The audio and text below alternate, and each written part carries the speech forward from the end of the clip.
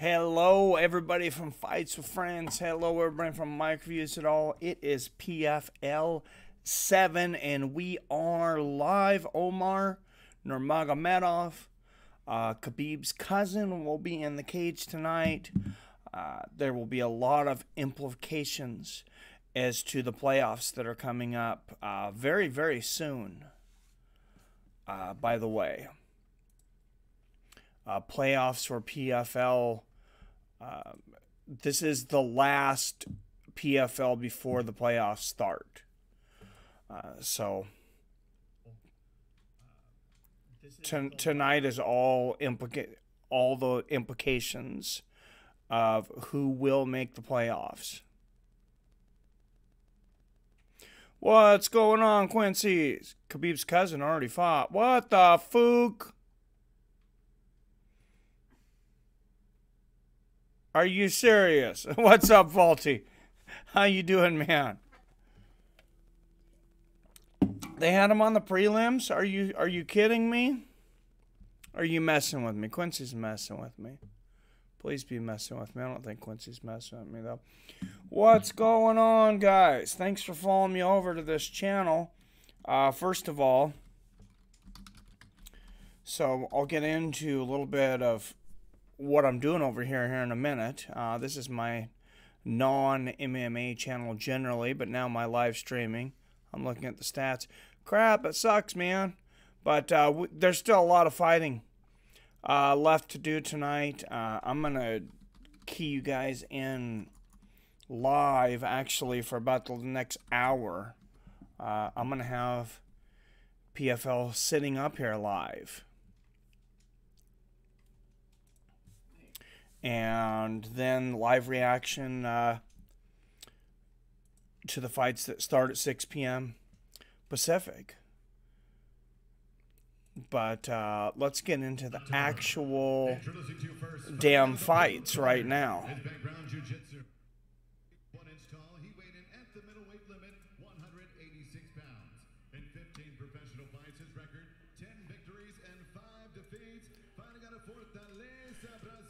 So I'm setting that up right now. I got on here, and it's funny, I took a little nap before I was streaming, and I came down and my computer had reset itself. I was like, what in the hell is going on? But luckily, it didn't take a whole long time. Obviously I was a little panicked, but it is what it is. And you should be able to see the fights up now.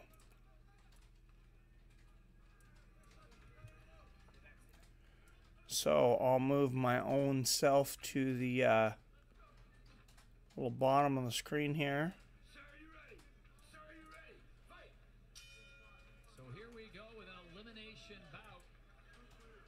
All right. This is, as he just said, win in, you're in right here. Vinny Magalhaes versus Sai. They're in the red. Whoever wins this is in the playoffs. So I said playoff implications on the line. Winner of this fight clinches a playoff spot in the middleweight division.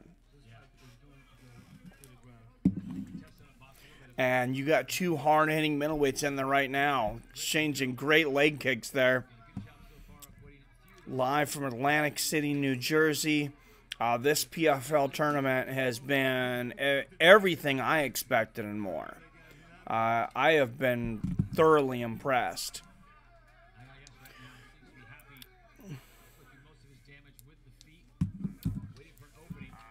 Great leg kicks there from Sai.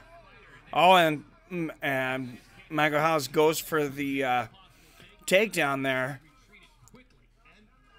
Nice defense there from Sai. He is just brutalizing those legs early in the first minute, though. It's 8 strikes. I think all 8 of those were leg kicks. Nice the body kick there.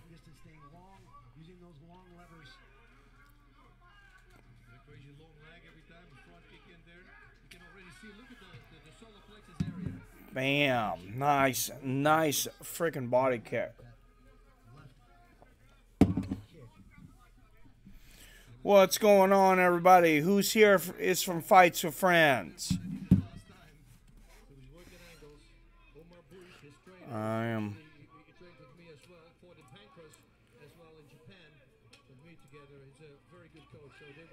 Whoa. Oh, man. Big head kick. Sorry about that, guys. Oh, and it is all over.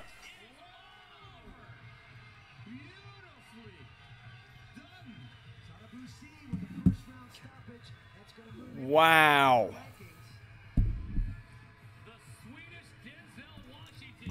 Absolutely incredible. Wow. I did not expect that. I did not expect Vinny Magalhaes to be eliminated from the tournament already. Let's watch this replay. There's the head kick. That's what stunned him right there, and he was out of it. And then that right uppercut and that right hook put him out. He was completely out. Oh, man, right uppercut. Look at that flurry. Nice kick. Beautiful boxing.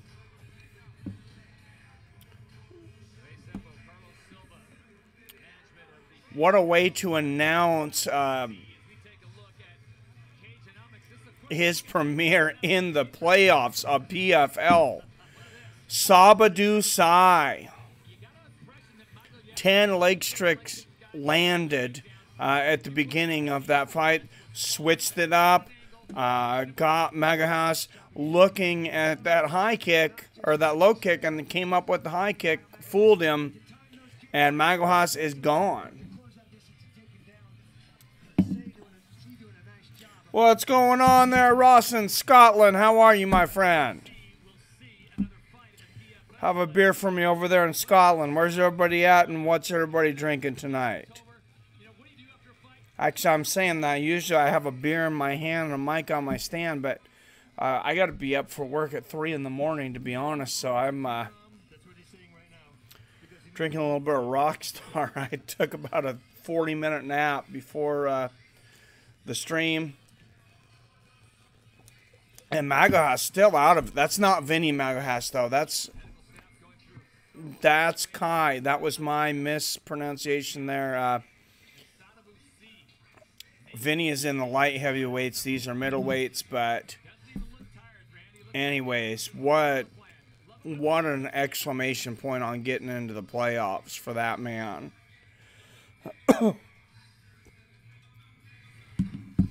Absolutely incredible. Let's watch this replay one more time. There's a body kick from earlier. And he had some brutal leg kicks. Oh, and here, yeah, he landed that high leg kick, uppercut, hooks, beautiful flurry. There it is, bam, right on the temple. He's going to come in with that right uppercut and just flurry. That's like straight up Roy Jones Jr. style flurry, and he bows to the crowd.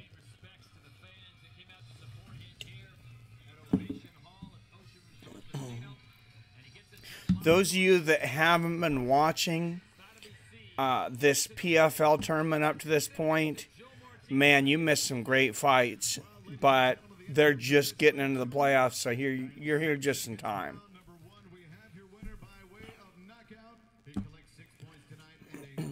And 6 points in a playoff spot. Sabadu Sai. What a way to clinch a playoff spot.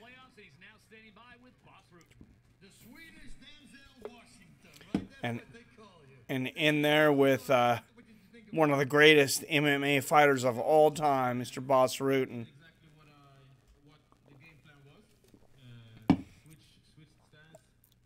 And he says calmly that was exactly what the game plan was.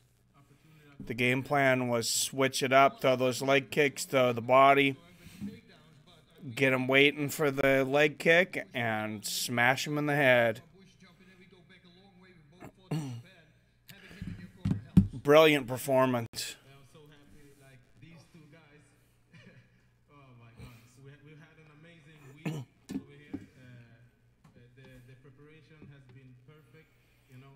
Got to be happy for that guy. For those of you that are new to PFL, they're calling this the $10 million tournament. But what it is 6 weight divisions. The winner of every division, which the playoffs start next round. This is the last round before the playoffs, 7th round. Winner of every division gets $1 million. $1 million check. Every runner-up will get $200,000. A lot of people don't understand. I think the next time this comes around, they got NBC behind them. They have Facebook behind them. And here's the replay one more time. Right on the ear, right in the temple. That was beautiful. I think you're going to see more UFC fighters in this tournament next time. People think they make it to the UFC. People have made it. Some of those guys are fighting for 10 grand. They'll never see, a lot of those guys, most of those guys will never see $1 million payday.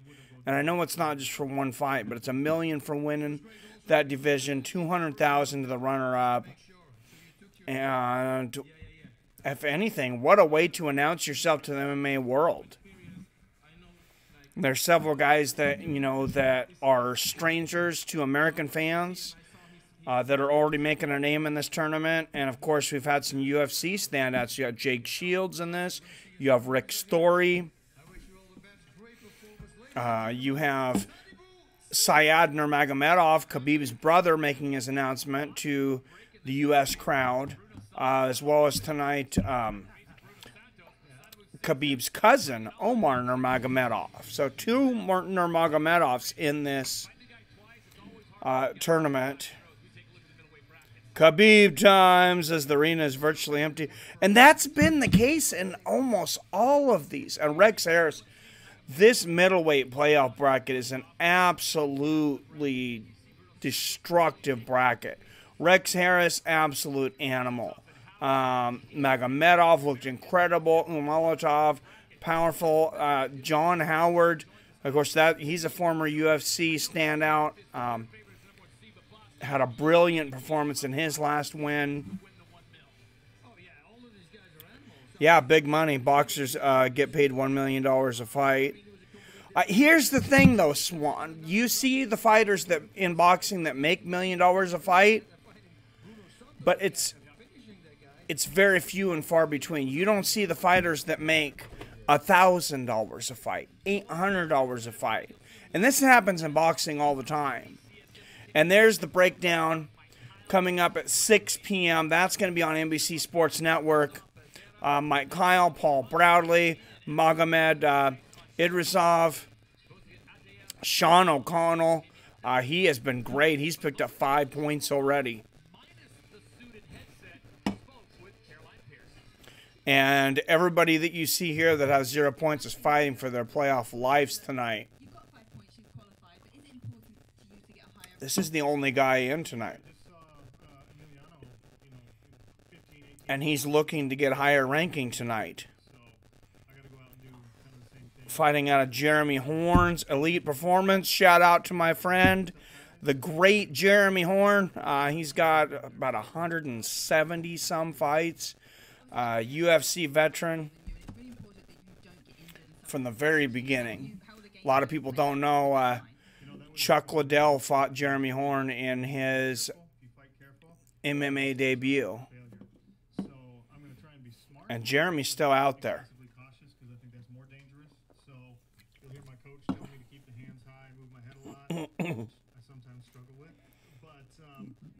Russian top. Wilder just started making that money. Yeah, you're right, Quincy.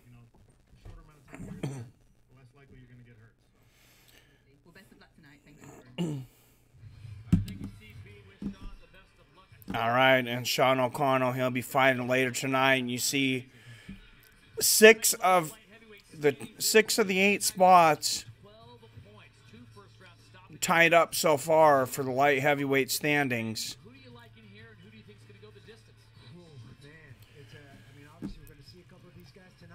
So yeah, two more spots. Somebody's got to get them, and you see at the top, Vinny Magalhaes at the top with 12 points. Let's go through how the PFL scoring works. If you win, you get 3 points. Now, if you knock somebody out or finish them by submission, however you finish them in the third round, you get an extra point. You get 4 points. If you finish them in the second round, you get 5 points. If you finish them in the first, you get 6. So there's a lightweight playoff bracket. You see former Bellator standout Will Brooks, the number 2 seed in the lightweight bracket. Thiago Tavares, the number 6 seed, former UFC veteran.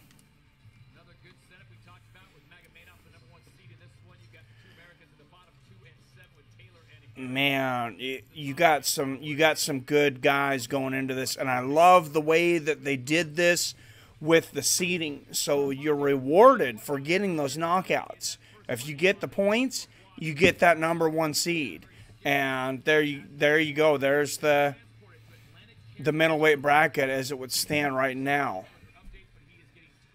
What's up, Travis McTrav? What's going on, man? Thanks for following me over here to Mike Reviews It All. I appreciate the hell out of you, man. How many people we got in here? We got a few people in here.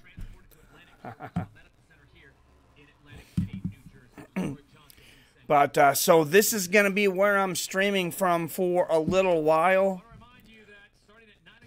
I had a little bit of miscommunication, a little bit of a mistake on my part, to be honest. A mistake on my part. In the past, I had done reaction videos over the top of YouTube streams. I had done it on the last Tyson Fury fight, which was a free YouTube stream. And I put it up in the corner with my face and did a reaction video. Well, the last time, I did it opposite. I put the fight big without my face, or I can't remember, maybe my face is in there just a tiny bit, and unfortunately I got a copyright strike, and it's completely my fault, and this is where I'll be streaming for the next 90 days. So thank you guys for following me over. Like I said, I greatly appreciate it. We're going to be stepping over now. Unfortunately, I'm going to be continuing to call the fights. Unfortunately, I will not be able to show them because they are moving over to NBC. I can't speak right now. NBC Sports Network. So go, if you can follow me along on NBC Sports Network, that would be absolutely great. You can get it on basically any cable provider.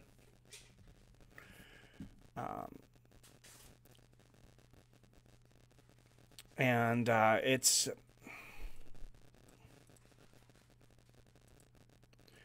it's a great network, but that's where it's going to be for the rest of this thing. I'm just going to spruce this up here real quick.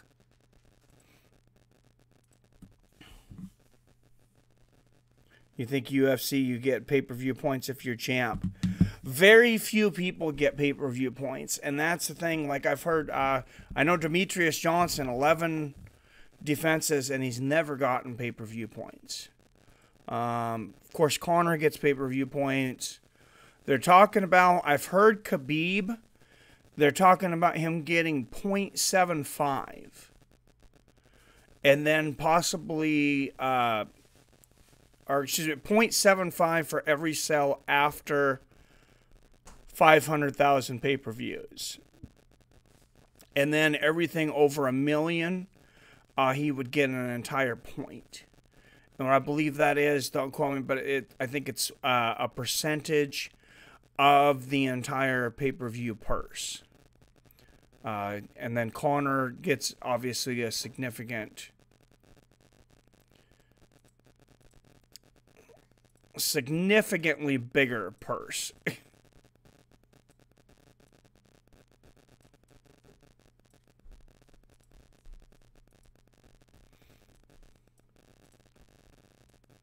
So sorry, I know that's annoying, but I've got to take the stream off or I will get kicked off of another channel.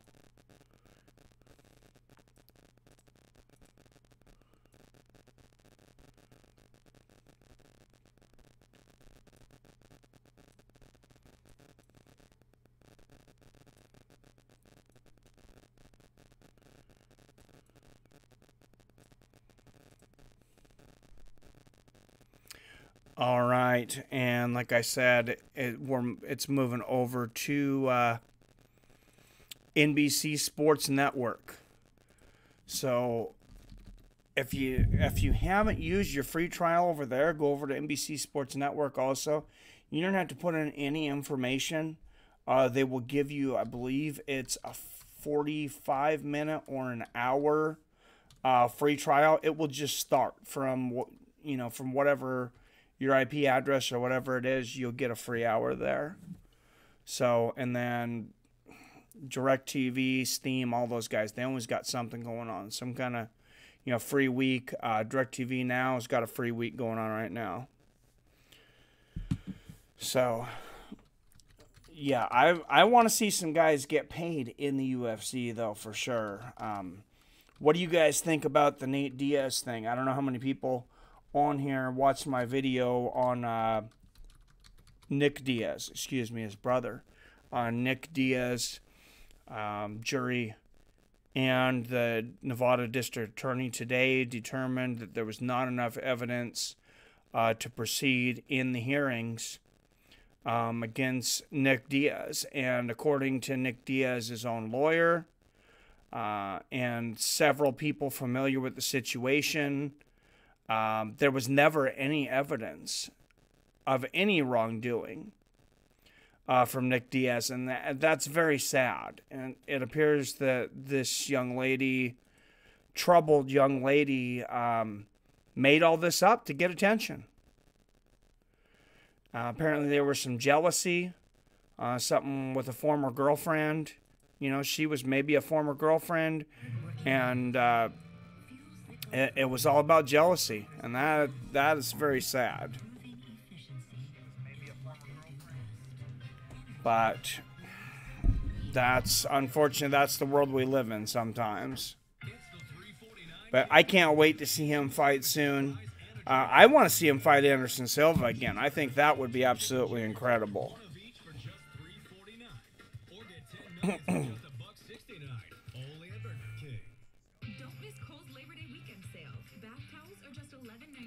I think that would be insane.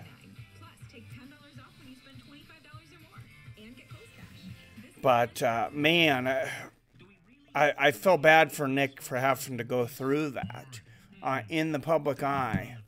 I can't imagine going through having somebody make allegations like that. For anybody who's doesn't know what I'm talking about 3 months ago, Nick Diaz, looks like it was for a former girlfriend, or at least somebody he had been romantically involved with,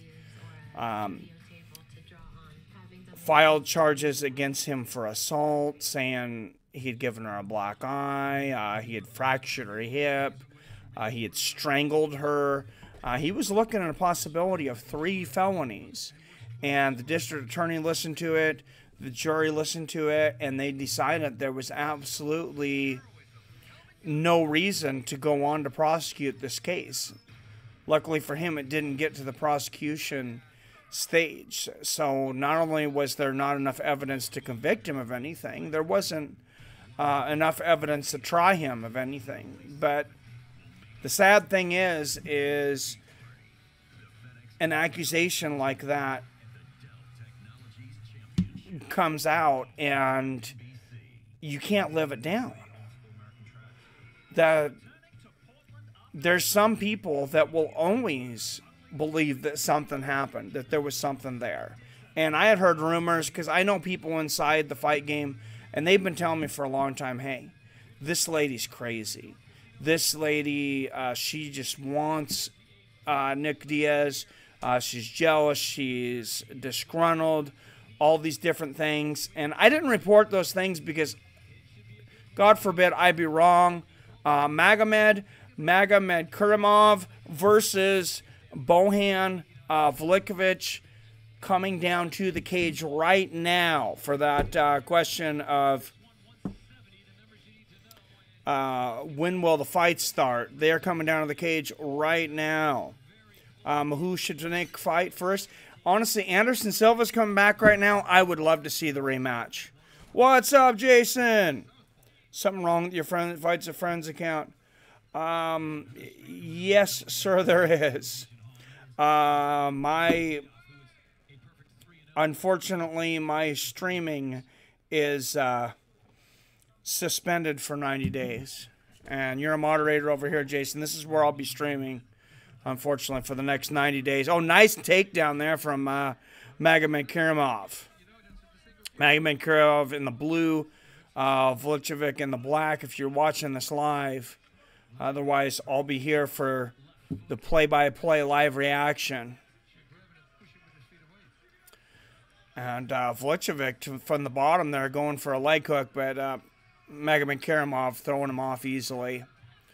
Just trying. Oh, beautiful right hooks from Magomedov as Velichkovich gets to his feet, but and they're back in the center of the cage. Oh, and a straight right from Magomed in the middle of the cage here. These guys are fighting for their playoff lives tonight, a lot of them. Yeah, I got a yeah, thanks. Yes, I got a copyright strike. And Swan, I can't show this one because it's on NBC Sports Network. So what I'm here to do is give you the live play-by-play. If you want to, oh, big low blow from Velichkovich.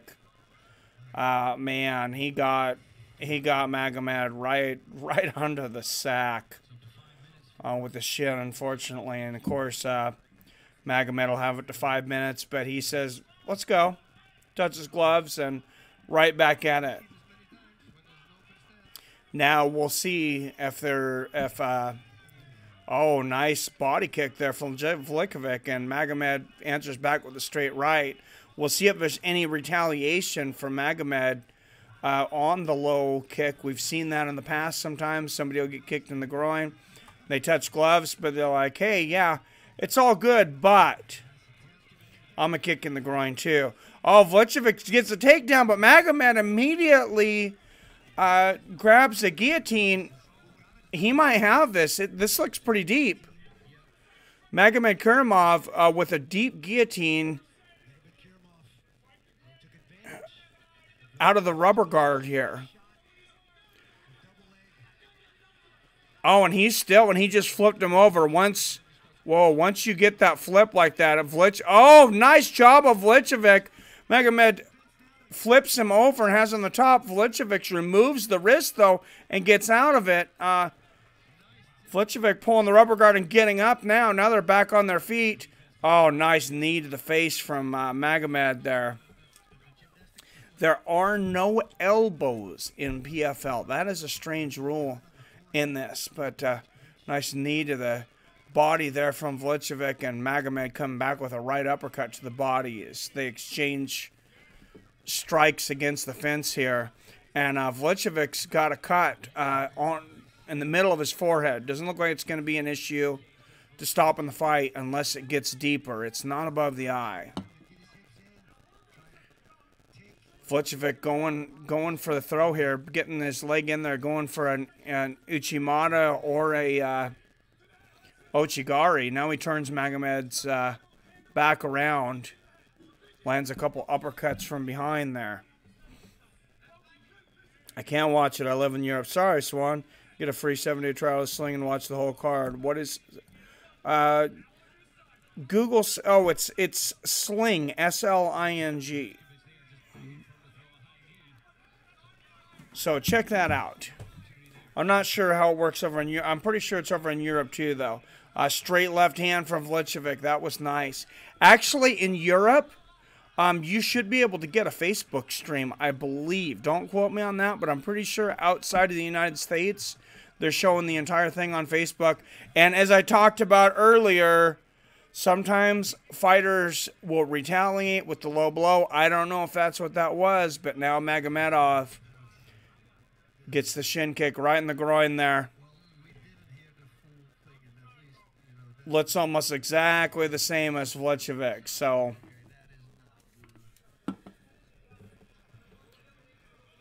I'm not saying that was retaliation, but when you get hit or kicked in the groin, and you can see Khabib's looking on from outside the cage there, when you get kicked in the groin like that, sometimes, you know, you kind of know you probably get away with one. Oh, nice right hand from Magomed there. And a side kick to the knee. He's bringing out all the tools tonight. Nice left hook. Remember, there's playoff spots are on the line tonight. Seeding is on the line tonight. Nice right hook there from Velichkovich. Catches Magomed on the way in. Oh, beautiful knee to the body there from Velichkovich. And Magomed immediately throws him to the ground. Velichkovich sinks in a guillotine here. I don't think this is going to stick. I think Magomed's going to be able to pop his head out, but he hasn't yet. Velichkovich doesn't look to have the angle, and Magomed is out. And he'll end the round, ground and pounding, just like his training partner, Khabib Nurmagomedov.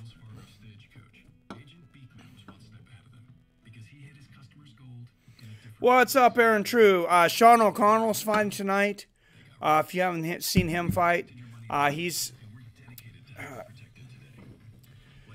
a top fighter. I don't know, bring up the card. I should have put it on here. I have in the past, but the weight cutting video was well done. Well, thank you, Jason. I appreciate it. I worked for quite a while on that.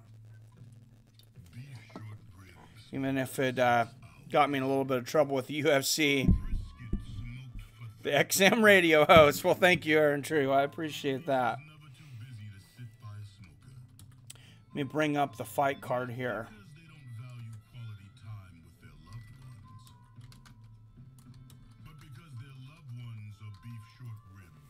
And then I will put it up. I will put the entire card up here for you guys over in the corner.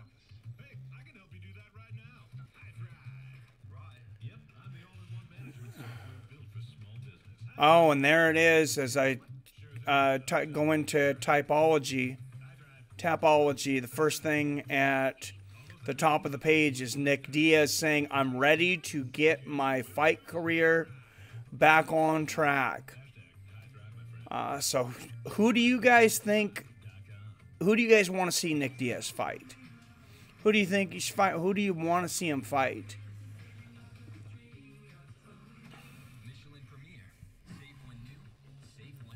No, Sean O'Connell. Oh, Sean O'Connell was XM Radio. Oh, I got you. Diaz versus T Wood. That would be interesting, man. I thought you were calling me an XM Radio host. I was going to take compliment to that, but I thought that name sounded somewhat familiar. So I'm going to put up the rest of the card here. There's only 4 fights left. Yeah, earlier tonight, let's go through the breakdown.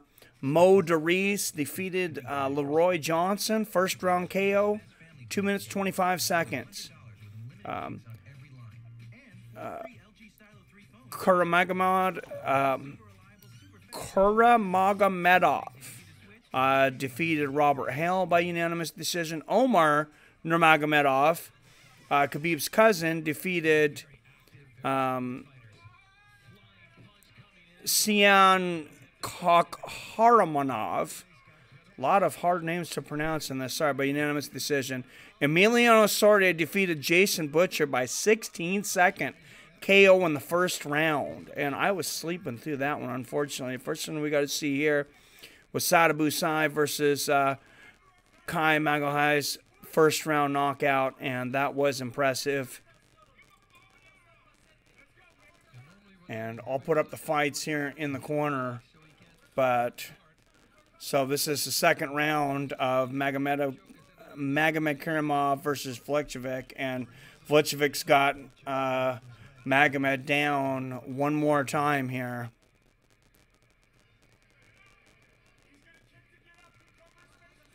And some of these fights could have changed since from then, since from when this came out, but I don't think so. I think everybody.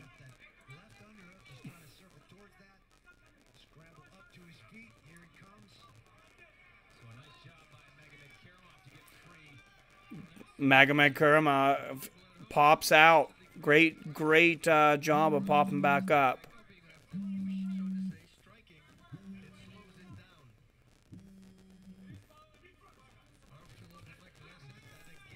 Hey, David. Young David. I talked to my son. Call your mom real quick. Tom's streaming. She's trying to call me, I'm sure. But my wife had an important meeting. She's a teacher. She had an important meeting today. She's trying to get a hold of me. But hopefully it was good news. There's some contract negotiations, so.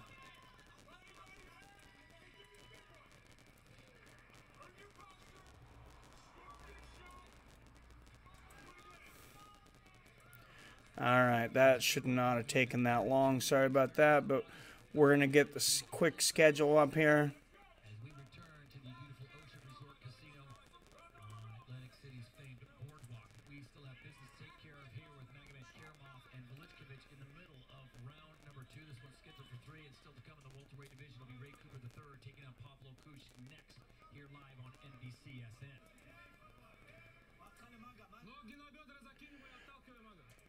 All right, so hopefully. Khabib Nurmagomedov there on the right side of your screen, UFC lightweight champion. Khabib over there, and I'm sorry, I know you can't see that with the red. Let me switch that to black, and I think you guys will be able to see that. There we go. All right. I'm talking about the guy at the bottom, of course. Magomedov. And we got heavyweights coming up. Should be the quick card for after this fight. Takedowns 2 apiece in this one. Velichkovich on top right now. Magomedov trying to key lock from the bottom, but no, and Velichkovich's got a guillotine. And he might have an anaconda choke. This picture, great job of Magomed to slip out of that, and they're standing back up. I think it's too late in the fight. I think there's too much sweat for these guys to keep that choke on. Who is winning? It's a close one, man. It's a close one. Ray Cooper III versus Koosh coming up next. Ray Cooper III may be the most exciting guy in this entire tournament. And that card that was up is not going to be correct, apparently. So sorry about that. That I do not know why, but they've changed a lot of these fights. Some of them may be the same. Some of them definitely are not. Right now, I would say Magomedov is probably winning. It is very close. And Velichkovich gets another takedown, and he's inside the half guard of Magomed. I think this is there's 10 seconds left, and I think this is going to be a round apiece. I think Magomed took the first round. I gave Velichkovich the second round, and Magomed looks very tired on the bottom. Paul Bradley and Mike Kyle, not bad. Yeah, Ray Cooper III, too, man. Ray Cooper III, he's had 2 impressive knockouts so far, most notably over UFC veteran Jake Shields. I'll tell you, that really surprised me. I was looking forward to seeing Jake Shields in this. I've been friends with Jake for about 10 years. So I was maybe a little biased. I was hoping he would have a good shot at winning that weight division. He is going to be in the playoffs, though. Looks like he'll qualify for the playoffs. I'm not sure where he's going to end up seated. But I'm friends with a lot of these older, I would say, UFC fighters. Jake Shields getting up there. He's 38 years old now. But he's been in some wars. Yeah, Paul Bradley and Mike Kyle were no joke.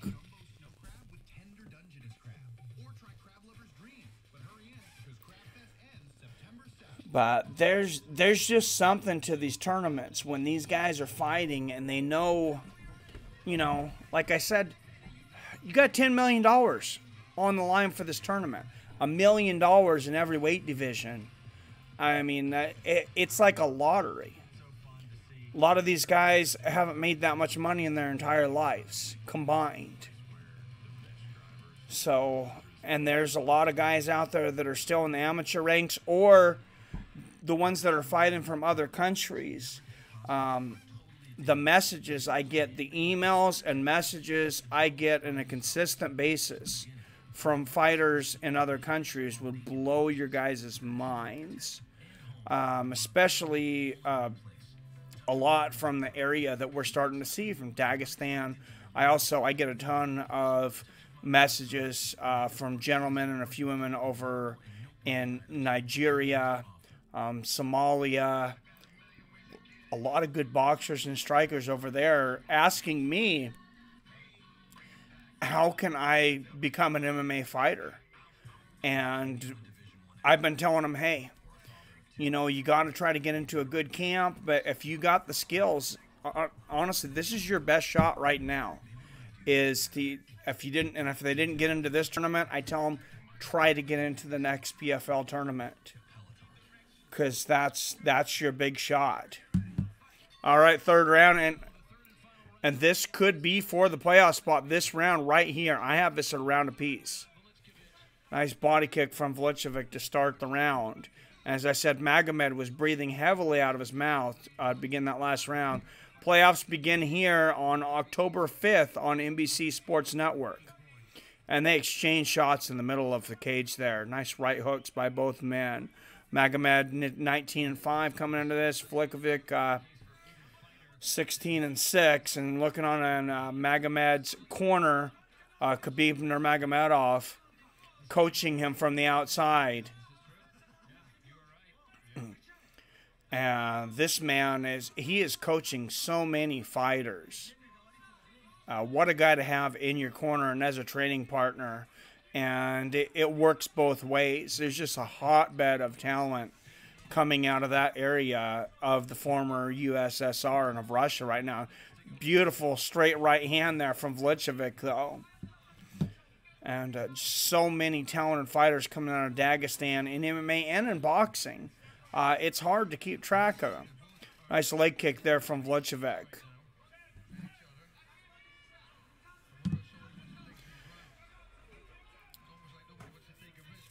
Strikes connected. And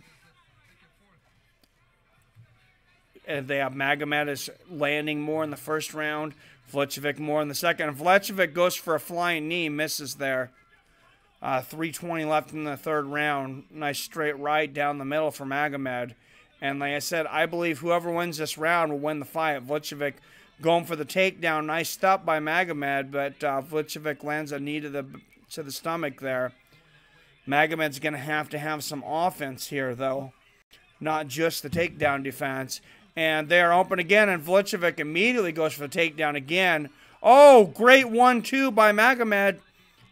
He may have hurt Velichkovich there. Oh, and he goes for the head kick. And that grazed Velichkovich. And he lands a big straight right. Velichkovich lands a right hook, though. Goes for another takedown. Great defense by Magomedov. Gets Velichkovich off balance and hits him with a right hook on the ear on the way in. Oh, beautiful counter from Magomedov. And the right hook there. Velichkovich. Oh, big 1-2 for Magomedov. Velichkovich looking desperate here. I have it around a piece. He may think he's down, but he knows he needs this round. Nice straight right from Magomedov and a nice 1-2 from Magomedov. And he goes for the takedown, picks up Velichkovich and slams him. Velichkovich going for that guillotine again, but I think there's just too, unless you really get like an anaconda type grip on, I think there's too much sweat right now, and Magomedov easily pops out of it. And he's got Velichkovich's back. Velichkovich stands up. He's still got his back up against the fence. Lands a knee to the body. And he's got Velichkovich around by the waist and takes him back down. And Velichkovich pops back up again. Magomedov definitely scoring here, though. Oh, Uchimata! Beautiful judo throw there by Nurmagomedov. And that takes him to 4 total takedowns. Minute and 20 left in this third round. That may be the fight. Where are the battles? Why don't you show it? What time do fights begin? They're fighting right now, man. They started on NBC Sports Network at 6 p.m. I don't show the fights because I will get kicked off of YouTube. That's the way it works, man. Beautiful ground and pound from the top there from Nurmagomedov. 50 seconds left in the third round, and looks like he's going to be content to ground and pound it out unless Velichkovich can get some kind of submission from his back. Oh, and he's going for an armbar from that rubber guard. Lands a nice up kick, and Magomedov lands a right hook right on the temple of Velichkovich and jumps back in. He's got Velichkovich's back right now. He's got hooks in. About a little less than 20 seconds left. Oh, and he's not going to be able to get the submission. Landed some shots there, though. Oh, great ground and pound. Still a lot of incentive for Magomedov to stop the fight here because he gets an extra point. Lands. Oh, the referee's looking very close to stopping this. Right hooks and hammer fists, and there's the bell. And Magomedov seemingly, at least in my mind, dominated that third round. I think he should go on to a unanimous decision. And the playoffs. AMG, you're from Dagestan? Well, hello in Dagestan, man. How you doing? Thanks for tuning in. Omar Nurmagomedov, my brother. Yeah, you guys have got such a hotbed of talent over there right now. You guys are on fire. Dagestan taking on the world, and they're showing the replay there. Magomedov landing a big head kick, several big takedowns there. And your guys' wrestling program, of course, absolutely insane right now. Khabib looking on. Who do you guys got in the big fight coming up? Khabib Nurmagomedov and Conor McGregor. I want to know what everybody's predictions are for that fight. I know we got somebody from Scotland in here. I don't know if we got anybody from Ireland. But do we have any Conor fans in the house? Any Khabib fans in the house? I want to hear you guys sound off. Eagles MMA is the shirt there that Nurmagomedov wearing. All three 29-28.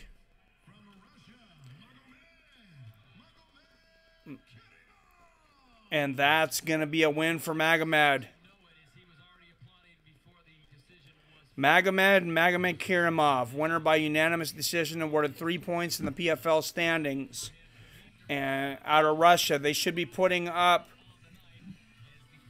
the standings here pretty soon, but that will get him into the playoffs. I'm not sure where his seating is. They should be showing it here very soon, though.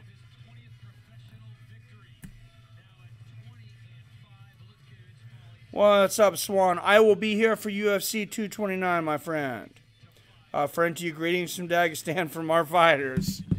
Well, thank you. Glad to have you in there. Oh, and what a beautiful Uchimata there from Magomedov. And there's Ray Cooper III warming up in the back. Defeated Jake Shields by second round TKO at PFL 3 in his last fight. Wildly entertaining. Could end up being the top seed in his weight class. Ray Cooper III's the real deal, and honestly, he is right there. Probably my favorite to win that weight division.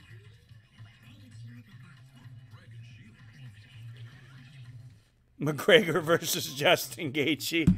Oh my God. You trying to kill Conor? Oh my, that would be amazing. Actually, I think Conor, with precision, Conor might be able to knock him out. That would be an incredible fight.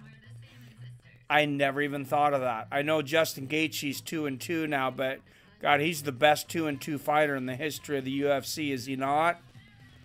Definitely the most entertaining. That would be an absolute war. Justin Gaethje and Conor McGregor, they would both have two guys that would stand up and bang with them for once. I don't see a whole lot of wrestling in that match.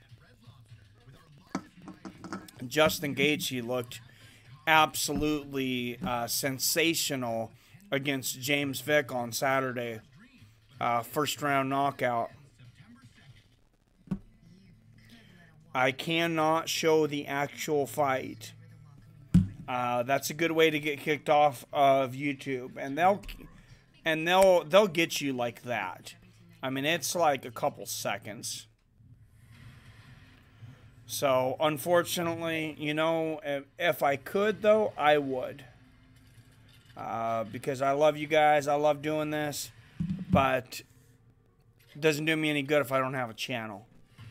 I don't really want to join the likes of Alex Jones and get kicked off of YouTube. Like I said, though, Ray Cooper III coming up. That guy's got a ton of power. $10 million on the line. There will be 6 champions, 6 weight classes, 6 points for a first round finish, 5 for a second, 4 for a third, and of course 3 points for a decision. And they are rounding out the playoff rankings right now. And there's a lot of guys that are fighting tonight in the middleweight division that are right on the bubble as to whether they will make the playoffs or not. Ray Cooper III versus Pavlo Koosh. 3 rounds, welterweights. These are the 2 top seeds, in my mind at least, in the welterweight division. This wasn't listed on the card, but all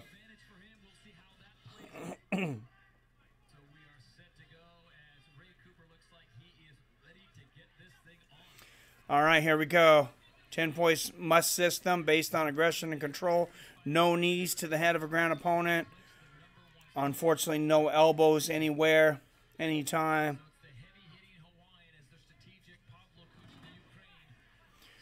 All right, Ray Cooper III and Pavlo Koosh, both these guys can finish. Oh, big left hook for Ray Cooper III. Right uppercut. Right hook to Ray Cooper III. 19-second knockout of top prospect Pavlo Koosh. Ray Cooper III is for real, and he is my favorite to win the middleweight tournament. Write that name down. I'm calling it right now. Actually, I am going to make a prediction.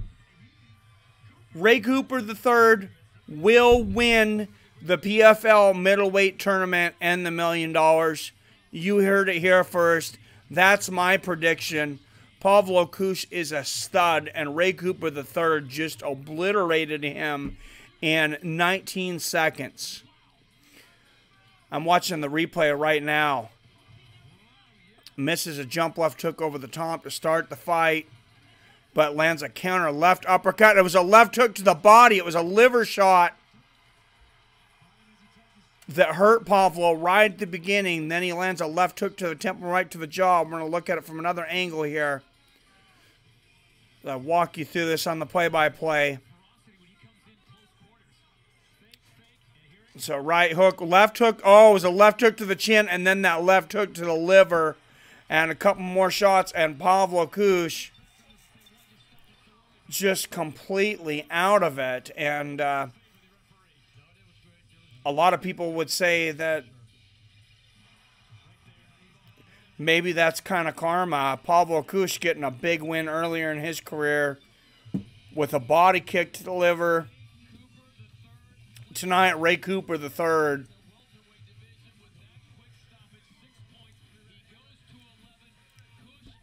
Landed in the left hook to the body and the liver.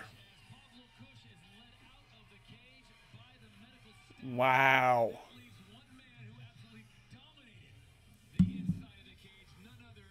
Absolutely insane. Justin Gaethje didn't pull the trigger for Poirier. Next fight is fixed, says Quincy. Well, that fight certainly wasn't. And he clinches the #1 seed. 18 seconds, the official time for Ray Cooper III. I said Ray Cooper III, I believe he will win this tournament, and I think he is on the fast track to Bellator or the UFC or wherever he decides to go. I mean, he knocked out Jake Shields earlier. And here is the welterweight standings. Ray Cooper III, #1 seed.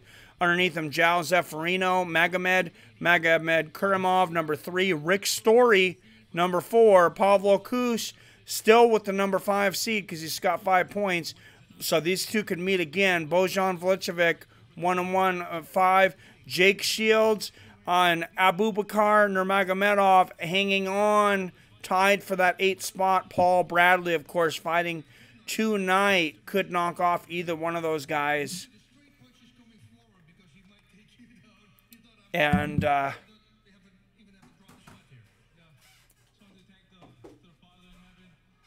Ray Cooper III being interviewed here by the great Boss Rutan.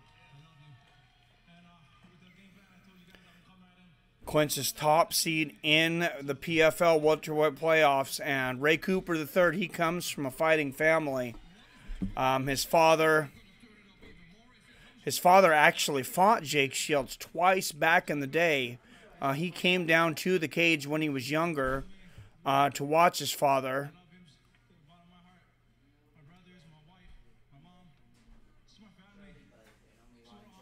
Wow, what a beautiful liver shot, though. And then he lands that straight right on the chin. Very accurate fighter. Liver shots, temple, chin.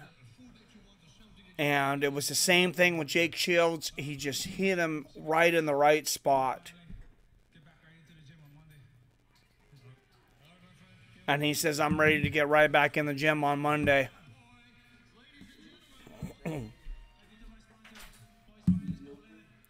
What a great victory, like I said, for Ray Cooper III. And that is your #1 seed in the middleweight tournament, and my pick to win the entire thing, Ray Cooper III. And you guys are right, there is almost no one in this stadium. I don't expect that to hold up for next season. People just did not know about this, apparently. And maybe those fees from Ticketmaster. I actually seen one of the shows in New York. They were selling tickets for as little as $5. But then when I clicked on it in New York, a $5 ticket and a $22 Ticketmaster fee. So, middleweight standings. There is Abus Magomedov.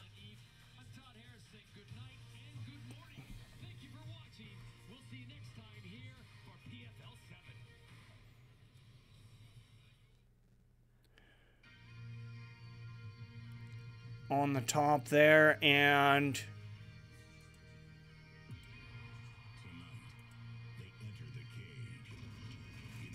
now we have the right schedule up.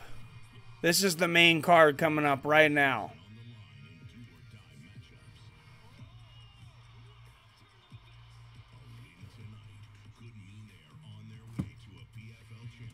That was actually the second round there on NBC Sports Network. I missed the transition on that one.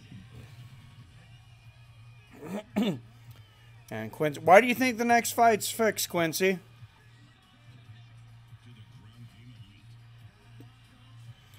And what's going on, Jason?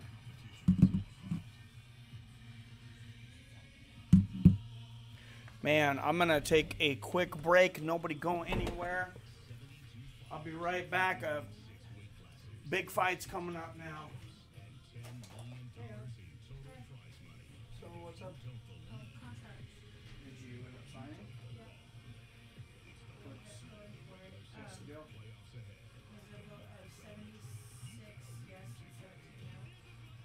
what's the 11 and a half this year. 3.9 the next year, 3.1 the year after that.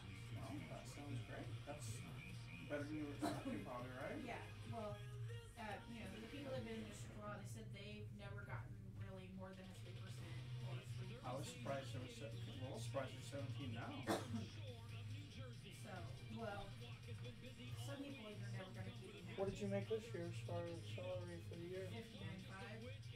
So you'll make another So I'll get 11.5%, 7 on top of but I that. also get 11.5%, but I also get a step up on the schedule. So I think I'll be at, Oh, that's great. I believe I'll be at 66,355. So another 6. Nice. All right, guys. This is the last week, like I said, of the regular season here in Professional Fighter League, and this has been absolutely incredible. I was talking about the wrong week earlier. They were showing empty stands there. The stands are full here tonight.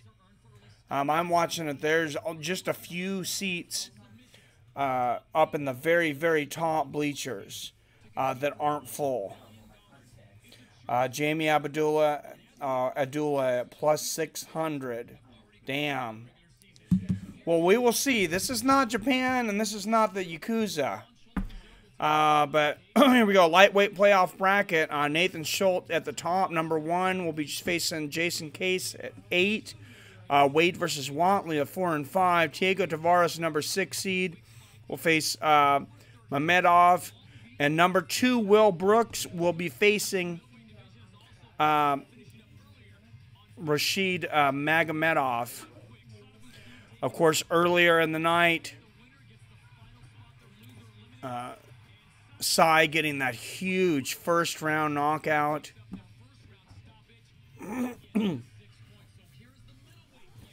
here's the middleweight playoff bracket. They're going to show it right now. Magomedov at the top.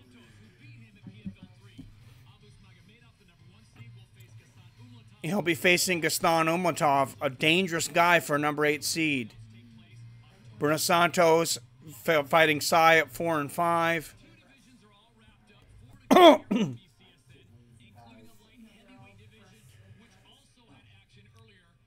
And these divisions are not wrapped up. Earlier in the night, Emilio Serdai.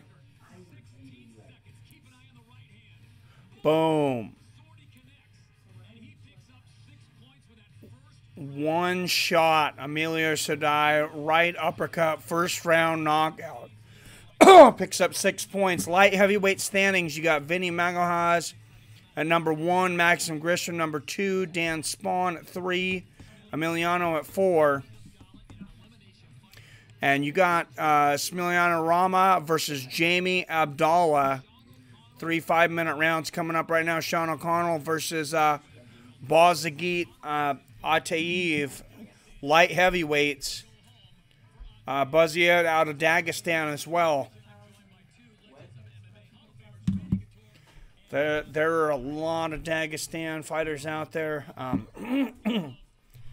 And like I said, if you know fighters in other countries or in the United States, guys that, are good, they just haven't gotten their shot, tell them to wait for next season of PFL. I mean, the playoffs for this one start next week, of course, and we're going to see 6 fighters get $1 million. But you think $1 million is a lot here in the United States. In a lot of these other countries, you could retire on $1 million. Some of these guys, if they want to stay there. Heavyweight standings, Francimar Barrosa, number 1 seed, Kevin Tiller 2, Felipe Lins 3, Jack May 4, Alex Nicholson 5, Valadrin Estrifi 6, Jared Rosholt holding on to 7, Josh Copeland in the 8. Jared Rosholt, of course, UFC veteran. Mike Kyle versus Kai Ellenkar fighting tonight at heavyweight. Playoff implications on the line. Mike Kyle, of course, he's been around for a while. And he is right on the bubble. Both those guys are right on the bubble of making it into the playoffs. What's up, Panhead Bob? Thanks for following me over. Mike Kyle defeated Daniel Gallimore by first round TKO at PFL Fight Night 3 earlier, and he's going to have his hands full tonight. What's up, Comedic Genius? Thanks for coming over, my man. Alan Carr lost to Kevin Tiller by first round knockout at PFL 1. He's going to need to get some points on the board, and he might need some help if he's going to make the playoffs, but 6 points on the board would probably put him in. Alan Carr, 39 years old. Mike Kyle, 38. Alan Carr's going to be 256, 36-pound weight advantage tonight. Mike Kyle coming in at just 220, and Alan Carr with the 3-inch reach advantage on 80-inch reach to 77-inch. For Alan Carr, good to be here, but yeah, Fights with Friends streaming is kicked off for 90 days, guys. Till November 22nd, this is where I'm going to be streaming from. And that's my fault. And I own up to that. Tyson Fury had fought. He's fought twice since he's came back. The first time, it was a free YouTube stream, and I did a live reaction where I put the fight up in the corner with me in the video. Well, this time I reversed it, and I put the fight in there and me in the corner, and that ended up being the end of me. Mike Kyle in May record 23-15-1. 15 knockouts, though, and 4 submissions. He is going to be a slight favorite tonight, minus 161 favorite. Oh, I'm still on the roof. Oh, I got you. Yeah, it is what it is, but I appreciate you guys following me over, and I'm just going to take this as a chance to build my other channel. Kyle Carr, 11-3 in MMA, 5 knockouts, 5 submissions. And he's going to be a slight underdog, plus 120 tonight. That's basically an even fight, guys. That's basically an even. When you have plus 120, that's about as close as Vegas odds get.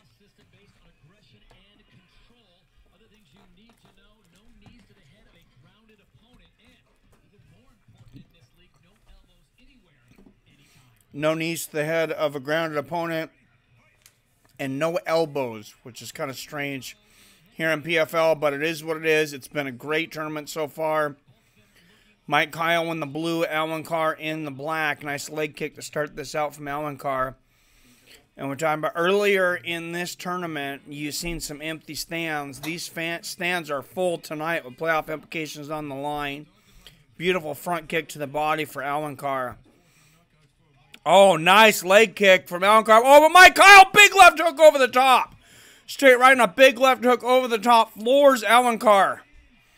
Alan Carr on the ground and getting back up. Mike Kyle in pursuit. Lands another straight right here. Now, was Alan Carr just stunned, or how hurt was he? We're going to find out. He's diving for the takedown again and clenching. He is hurt. Let's see if Mike Kyle can take advantage. Hey, David. Can you give me some ice water, please? Yep. Thank you, son. Minute left, or a minute into this first round. Mike Kyle's already floored Alan Carr, and Alan Carr gets the takedown, though. He is in Mike Kyle's half guard. He does not want to stand with Mike Kyle any longer. What a beautiful shot by Mike Kyle to floor Alan Carr. But now Alan Carr's got the takedown, and he is on the top. Yep, stuff happens, exactly. Well, thank you, Comedic Genius.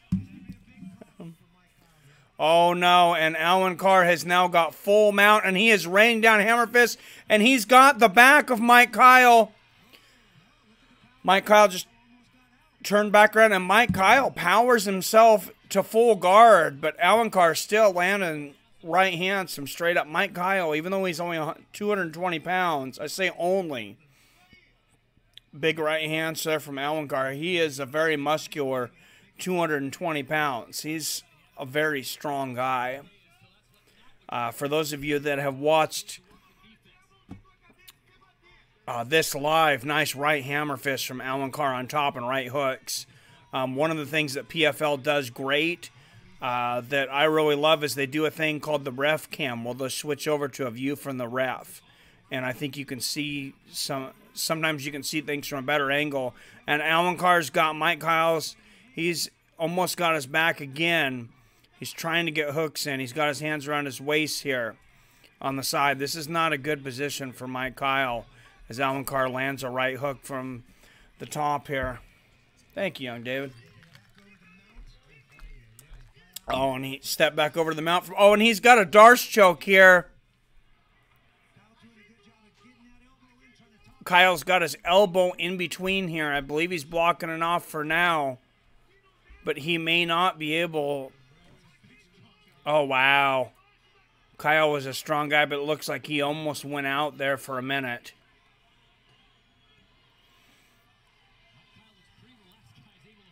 Mike Kyle fighting off at he's got an arm triangle here. I said Darce choke earlier. It's actually an arm triangle now. And Mike Kyle slips out. That looked deep, but Mike Kyle is a warrior. Alan Carr back on top, and Mike Kyle landing some decent shots from the bottom. Mike, your thoughts on Homer Simpson turning Vic into Barney? Oh, nice shots. I called it. Did you guys see it in the comments? I think I said it to you, Committed Genius. I can't remember who I said it was, but go back and look in the comments on my video that I posted I was going to be at that concert.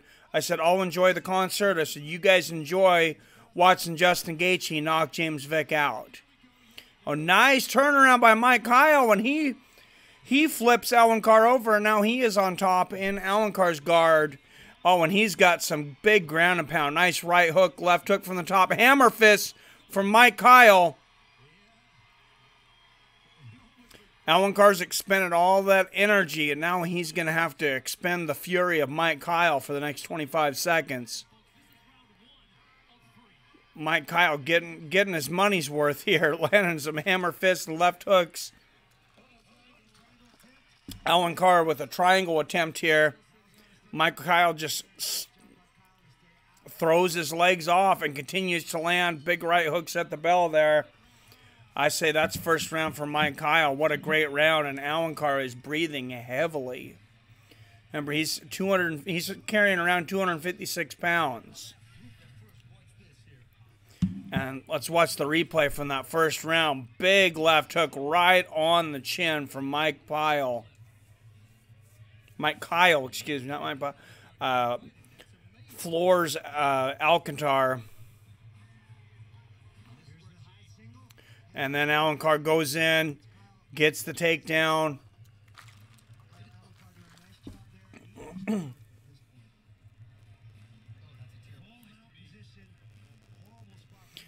I mean, good takedown, but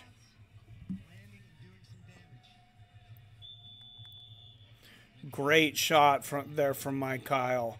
And great job of fighting off several submission attempts from Alan Carr, and Mike Kyle ending the round in the ground and pound. And like I said, I definitely would give Mike Kyle that round.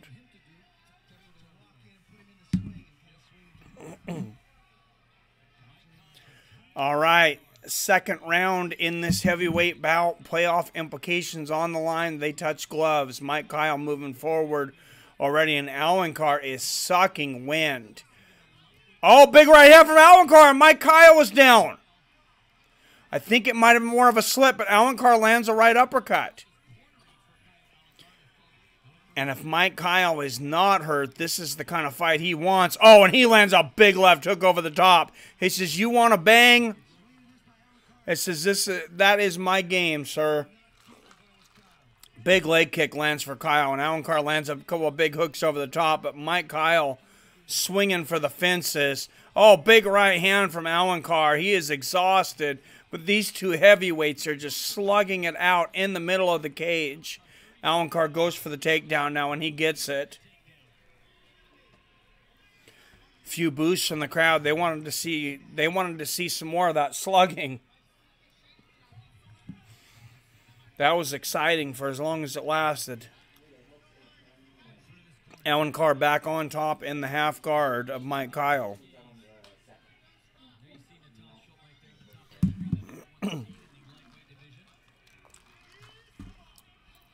Nice right hand from the top from Alan Carr. Mike Kyle holding on to that leg. He's got that leg hooked, but Alan Carr very close at passing guard. Mike Kyle at the half. Oh, Alan Carr tried to jump guard for mount right there. A good job of Mike Kyle to stop him. And Mike Kyle is the only one landing strikes right now. Even though he's on his back, he's scoring. Those are scoring. And I don't recommend guys getting in slugfest from their back. But if the guy on the top's not landing anything and the guy on the bottom's landing something, you got to wonder how they score that. And Alan Carr has jumped to mount now. Kyle's got his feet on the fence, but a couple of right hands to the temple. Oh, great transition from Mike Kyle. He just powers out of that. Alan Carr had him in full guard, and Mike Kyle just flips him over. And how strong is this guy? And he is in the half guard now of Alan Carr, raining down right hooks. 2:20 left in the second round. Big right hooks to the temple. And Mike Kyle, even though he's 39 years old, I mean, he is in every fight in this tournament. He could come out with the $1 million. Big right hands from the top. Oh, big right hooks. Alan Carr is in a lot of trouble here. You do not want to be on the bottom with Mike Kyle raining down ground and pound on you. And like I said, Alan Carr was already gassed coming into the second round. I don't know what the issue was, if he's carrying more weight than he's used to.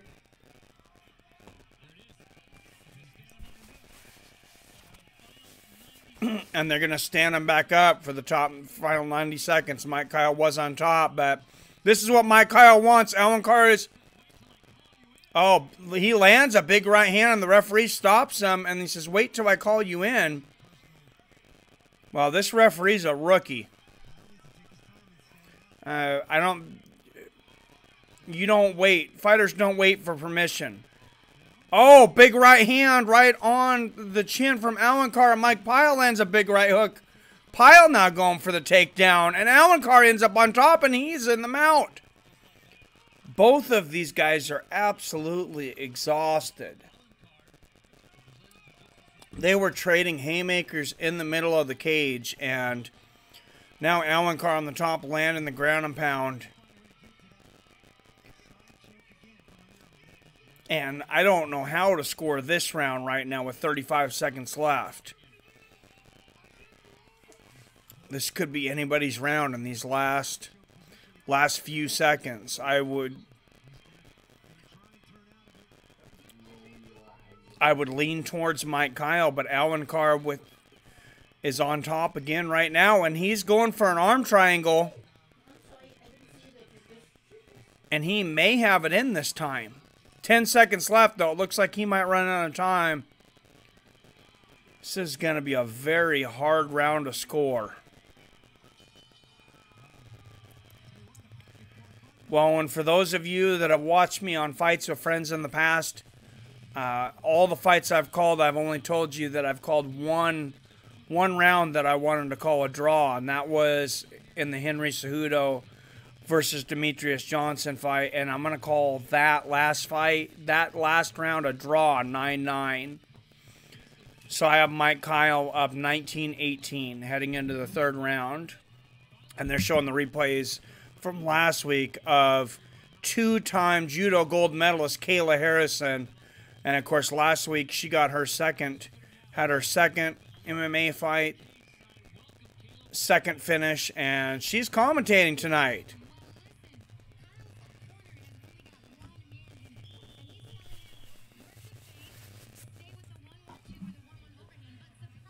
Multi-talented. thoughts on the beef between Cowboy and Winkeljohn? Real or just hype? That seems to be very real.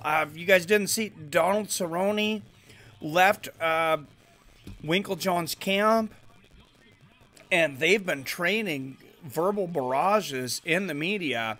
Donald Cerrone saying Winkeljohn's all about the money. Winkeljohn saying Donald Cerrone's full of himself. Nice right hook from Carr. Oh, and a big right hook, straight left and a right hook. And Carr seems to have gotten a second wind. Nice front kick to the body. And they exchange shots in the middle of the cage. Mike Kyle seems like he may be the more winded fighter right now. Oh, Carr looks pretty winded after that combination, though. Nice right hook to the body for Kyle. These guys are both just exhausted. Straight left and a right hook over the top from Carr. And they exchange hooks in the middle of the cage here. And Mike Kyle is absolutely exhausted. Carr takes him down, basically falling on him.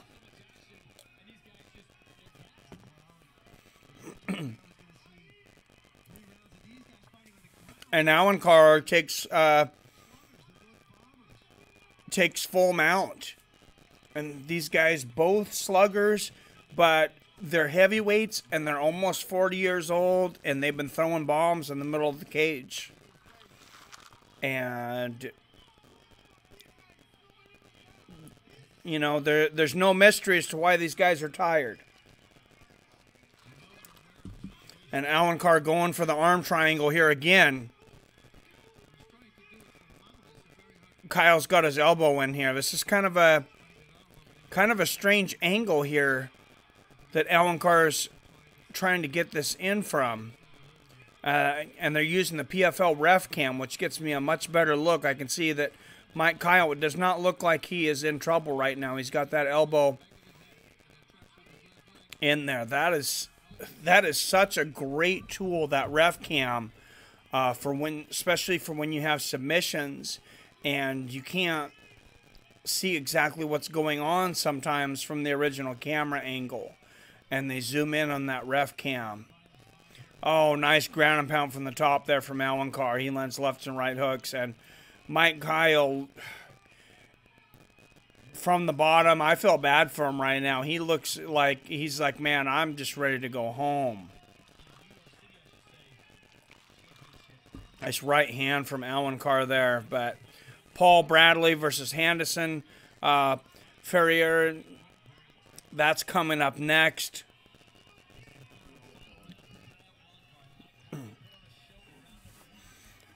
What's up, Gene? Chael was not in this tournament. He is in the Bellator tournament. So you look at the stats, Mike Kyle landing a lot more strikes, but Carr dominating this third round. Like I said, I thought the second round was a draw. I gave the first round to Mike Kyle. And Carr has been on top, landing ground and pound for most of this round. Chael will be fighting Fedor coming up here soon, Dean. I'm trying to remember the date on that. I'll get it for you here. Oh, nice right hands from the top there from Carr. Minute and 20 left. Mike Kyle, he might have about a minute and 20 seconds left in his storied MMA career if he doesn't get up right now. Because Carr seems to be winning this round. It's hard to say how the judges scored the second. Nice right hands from the top from Carr, but I would say Carr is definitely winning this round.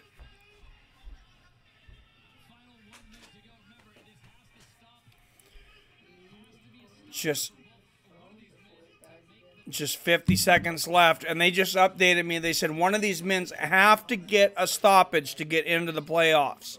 40 seconds left. These men are 38 and 39 years old. Carr on the top from the mount, landing big right hands, and that's why the desperation tonight. To clinch playoff spot, they're showing right there, fight must be won by stoppage.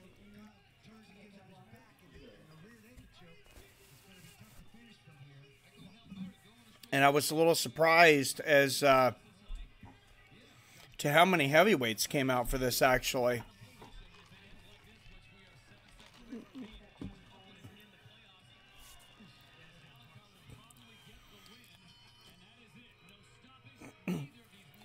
And Alan Carr will most likely get the win. Neither men get the stoppage, and they are both eliminated from the PFL playoffs.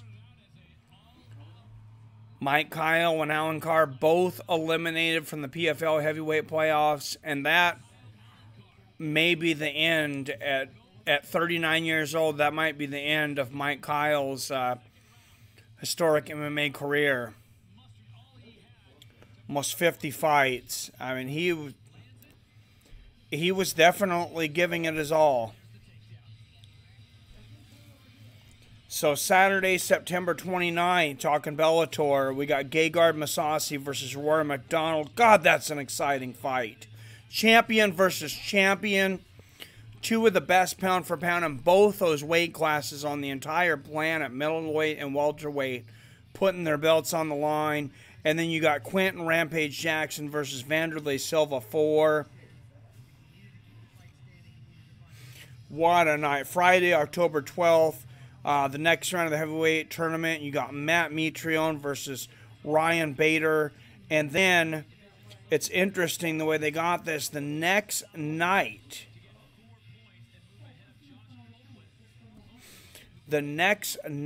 actually, is going to be another Bellator. They got back-to-back. You actually got Friday the 21st, you got McKee. He's defending his belt. But the big ones here.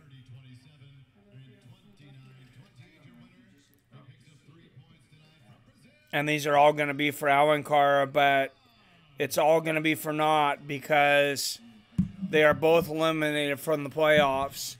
And yes, Fedor and Chael Sonnen will be live.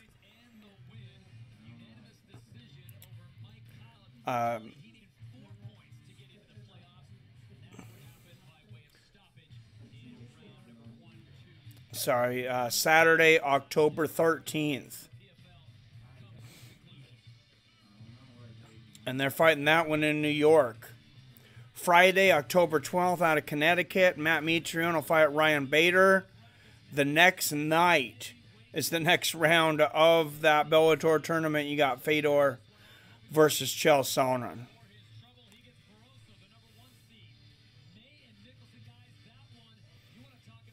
So thank you for everybody following me over to this channel. I really appreciate it. This has been, like I said, I got a 90-day streaming suspension, unfortunately, on Fights with Friends. But this Mike Reviews channel, hopefully I can grow it. Hopefully you guys can check it out. This is a project I've kind of had on the side. I have a lot of ideas for. Have been doing some reviews lately. This is kind of my non-MMA project, but this is going to be where I have to be streaming from for the next 90 days. And Paul Bradley sitting there waiting to go on next.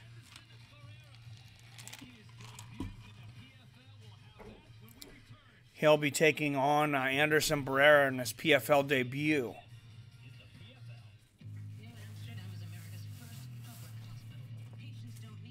So PFL debut, he will most likely need a first-round knockout just to make it to the playoffs. But the way this point system is, remember, it's just 3 fights for a lot of these guys, and a first-round knockout, a first-round finish of any type, is worth the same as 2 decision wins. And that's not only in getting into the playoffs, but that's also in the tournament seeding. As a lot of these weight classes are already quenched up, October 5th is going to be the first week of the playoffs.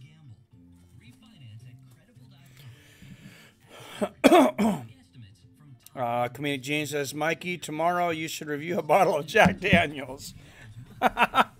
You know, I may do that for you, just for you, Comedic Genius, but not tomorrow. I got to work on Saturday, so I believe I'll be off Sunday, so I may review one then.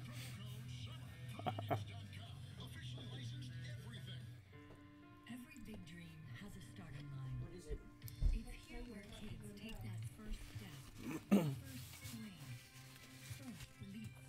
This fight, this whole tournament, of course, you can watch the prelims here, and the prelims for the playoffs most likely will be here on Fights with Friends, and then the main event on NBC Sports Network. Fights with Friends, excuse me, Mike Reviews It All now, this channel, and my entity has acquired the rights to the PFL prelims. Not the main card, but you'll be able to tune into the prelims on October 5th. Oh, thank you. You going with me? Yeah. Awesome. Yeah. You looking forward to it? Yeah. I was Great. actually recently convinced by YouTube videos to give hockey a chance because they aren't. I don't. Like All right, come in and say hi, young David. Let's see if you can see us. Hey. Everybody from my regular channel, Young David, just handed me a couple of hockey tickets to Everett Silvertips. David's never been to a hockey game. Was that one to one when I was really Maybe when little? you, not that you can remember anyways. Paul Bradley, the number 9 seed tonight. He's going to need some help to get into the playoffs or a first-round knockout. So will Henderson Ferreira. I remember being cold. 3-minute, 5-round fight in the welterweight division. And the top 6 spots for the welterweight division are clinched. The bottom 2 are wide open. How young was I? Paul Bradley, with a victory, will clinch a playoff spot. Ferreira would need some help. He would need a first-round stoppage That's all I remember. and probably someone else to lose to make the playoffs. But this is his first. He defeated his last fight before this tournament. He defeated Ray Cooper III by unanimous decision. And that's why Henderson Ferreira decided to enter this tournament. Ray Cooper III, of course, the number 1 seed in this tournament, and my odds-on favorite to win the whole damn thing. Paul Bradley lost last time to João Zeffarino by first-round knockout at PFL 3. And I imagine he'll come in a pretty big underdog tonight. And you can bet Ray Cooper III has been a man on a mission in this tournament. Paul Bradley, he's getting up there, 35 years old, just 5'9". Henderson Ferreira, 30 years old, 6 feet tall. Just a 2-inch reach advantage.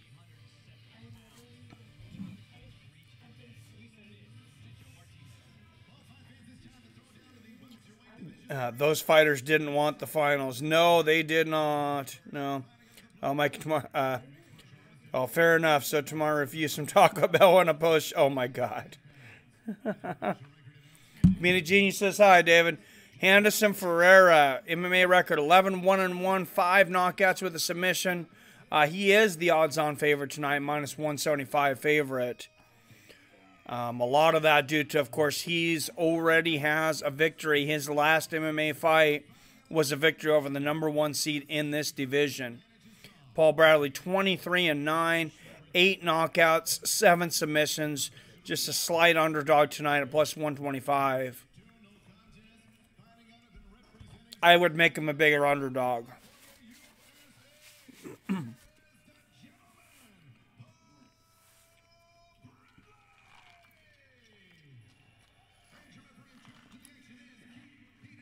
If I was a betting man, I would have put some money on Ferreira tonight.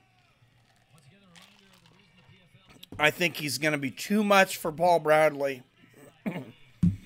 And with almost even odds coming into this,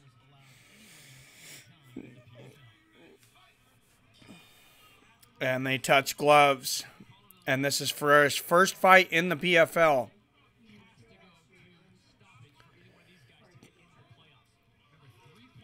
Oh, beautiful kick to the body. Big right hook and left hook for Ferreira. Huge flurry, hammer fist, right hooks to the temple. And that's it. 18 seconds. Ferreira knocks out Paul Bradley. And you heard it first. What did I tell you? I said if you're a betting person, bet on Ferreira 18 seconds later.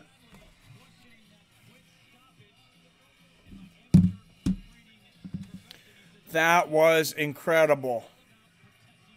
Oh, Dean says hi, young David. He loves you. Come in and say hi. Come in and say hi to Dean and Comedic Genius. Wow, what an incredible stoppage, an incredible PFL debut there from Ferreira. Now we're going to have to look at the playoff implications. He needed 6 points to have a shot at the playoffs. He may have made a body kick, big right hook over the top, left hook, right hook, hammer fist, and then just a flurry of right hooks to the temple on the ground and pound. That was a lot of work in 18 seconds.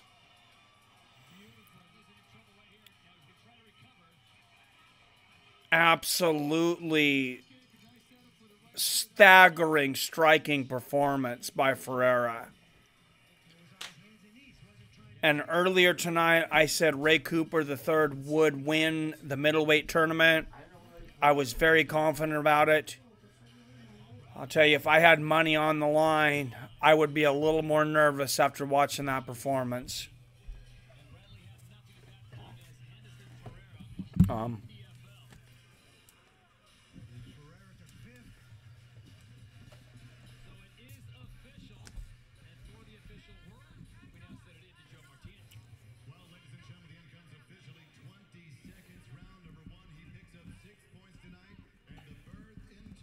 6 points, and he will get a berth into the playoffs.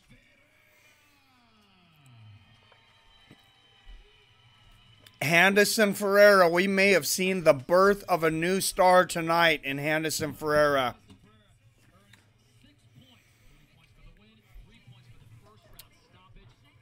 (11-1) in Brazil, but he's new to the American crowd, and what a dominant performance over the veteran Paul Bradley. And Henderson Ferreira, Ray Cooper III, they could be on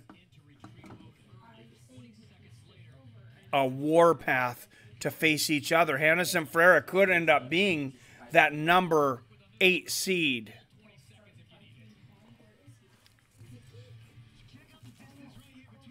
And what a horrible draw for the number 1 seed, Ray Cooper III, if he has to fight Henderson Ferreira in his very first fight. It's going to depend on what a couple other guys are able to do. But did you see that, Quincy? That was crazy, man.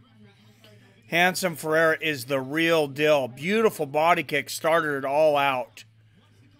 I think it might have been a liver kick. And just dominating. Some guys throw the ground and pound, and some guys land the ground and pound. And when you're standing above your opponent and you're putting all your weight into right hooks to the temple of a guy on all fours, it's going to end quickly.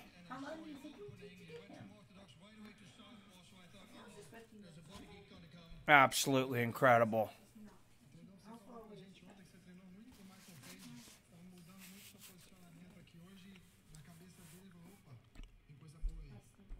Never been knocked out or submitted. Only career loss was by split decision. That is a very scary man.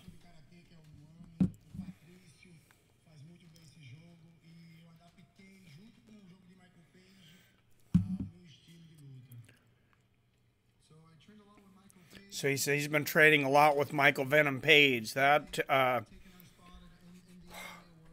explains the impressive striking.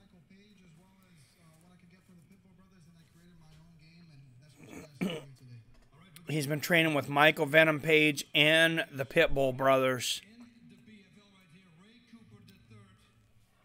Instead of going the Bellator route, which I'm sure he could have.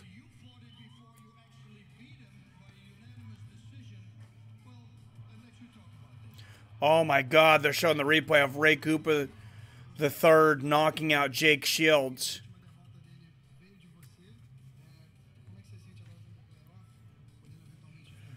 Devastating left hook to the temple.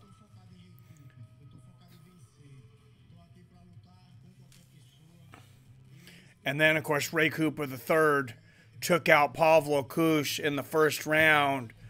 And the first round of the playoffs could be Ray Cooper III versus Anderson Ferreira. I'm here for $1 million. I'm not here to face on Ray Cooper. I'm here to take on whoever comes my way. I feel like Ray developed himself a lot after my last fight with him. I feel like he's a new fighter from there on. And I'm here to take on whoever comes my way. And they asked him about Ray Cooper. He just said, I'm not here for Ray Cooper. I'm here to take his $1 million.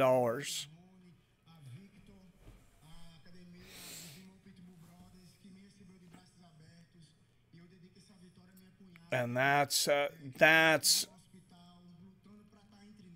something you see in this tournament. I'm going to say they talk about immigrant mentality when they talk about Stipe Miocic. They talk about Khabib Nurmagomedov. They talk about all the great fighters that have came out of Brazil.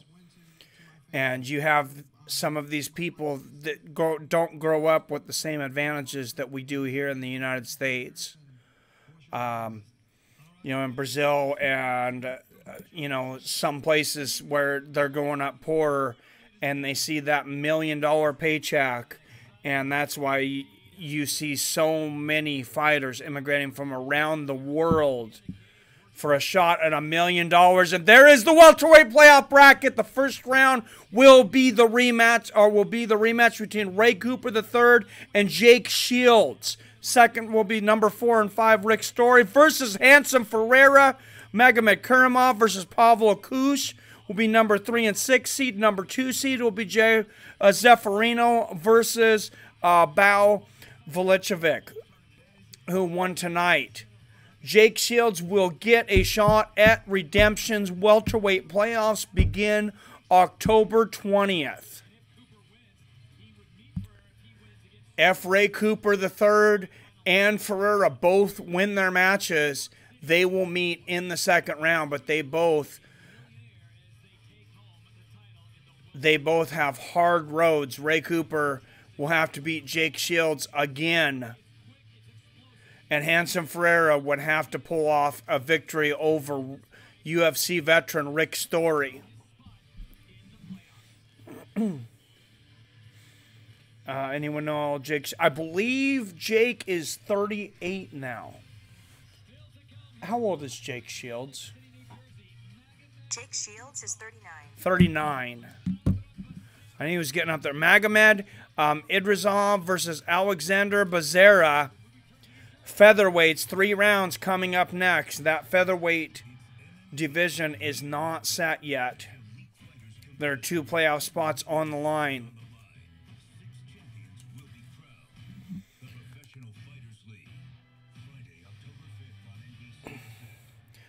I'll tell you guys, if you would have told me at the beginning of this that PFL would greatly exceed all my expectations, I would still not have expected it to be near as exciting as it's been. You're welcome, Bob. Thanks for tuning in, man. I appreciate it. And I appreciate everybody from Fights with Friends coming over here on this stream. An update on that until November 22nd. This will be the streaming home of Fights with Friends. Definitely still continue on Fights with Friends. I noticed a couple people unsubscribed. I don't know if it's anybody in here, but please, if you can, stay subscribed over there, please. I'm going to continue to drop my DVR MMA videos over there. This channel will be for my non-MMA stuff and my MMA and boxing streams until then. And there is a lot coming up from Tyrone Woodley versus Darren Till, who, by the way, if you guys didn't see it, and I would like to get your guys' opinion on this, Darren Till and Tyrone Woodley are set to fight at UFC 229 next Saturday. A week from this Saturday, they are set to fight. Kamaru Usman was paid to show up and weigh in case either man was unable to compete. Tyron Woodley said this week if Darren Till does not make weight, he will refuse the fight with Kamaru Usman.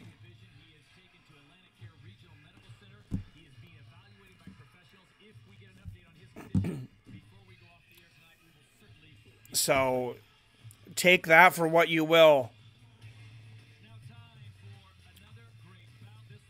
Tyron Woodley said he will not fight Kamaru Usman if Darren Till doesn't make weight. Next, Magomed Idrisov versus Alexander Bezerra in the featherweight division. Oh, is that true? Oh, yeah. Yes, that is true. That is verified. I always have a 3 points of verification. And MMAfighting.com, SureDog, and Tapology all have reported that Tyron Woodley said he would not fight Kamaru Usman should Darren Till miss weight again like he did at his last fight. Magomed Idrisov lost to Steven Seiler by first-round submission his last fight. He's going to need to win tonight if he expects to get into the playoffs.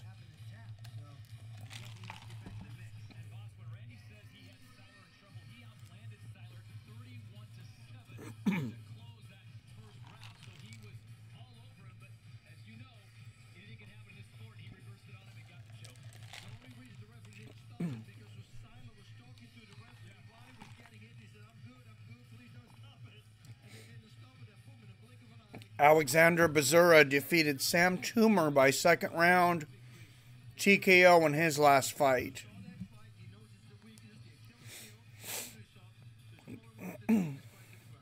Good call for Woodley. Why should he? You know, I don't blame him. I mean, it would be last second. Magomed Idrisov versus Alexander Bezerra. Bezerra is going to have a 7-inch reach advantage.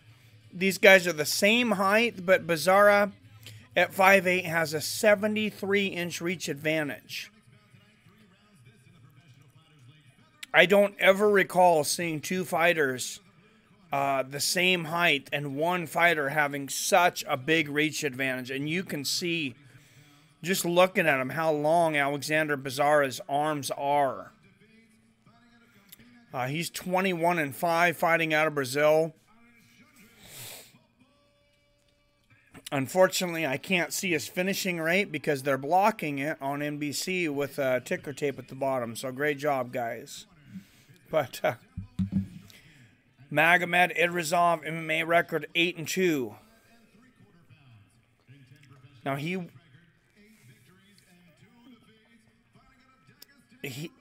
is also out of Dagestan. I think we have about 10 fighters at least from Dagestan in this. Your percentage that Till makes weight. I'm thinking 70% Till misses weight. You think there's a 70% chance he misses? Did you see my video of his weight cut? That video of him trying to make weight for his last fight that he missed by? Man, I don't know. I say it's about even odds. I don't know who he has helping him with this cut. I don't know what's going on, but he wants to blame it on his son being born, I know. And he had to leave at midnight. But he was back at 5 a.m. He wasn't able to cut long. I don't think he would have made it anyways. He missed by 2.4 pounds. I don't think he makes it anyways.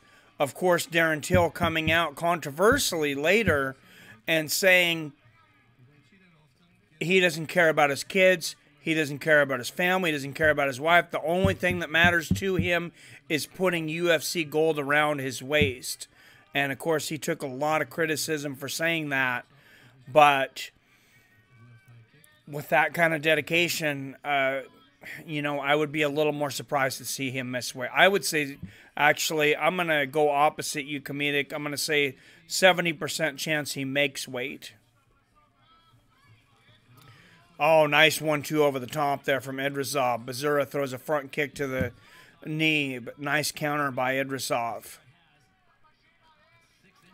Bezerra stalking, Idrisov standing back and countering. They exchange right hands in the middle of the cage here. Both men fighting from the orthodox stance right now. Oh, beautiful right hand and a head kick lands for Bezerra. Idrisov didn't seem to really bother him.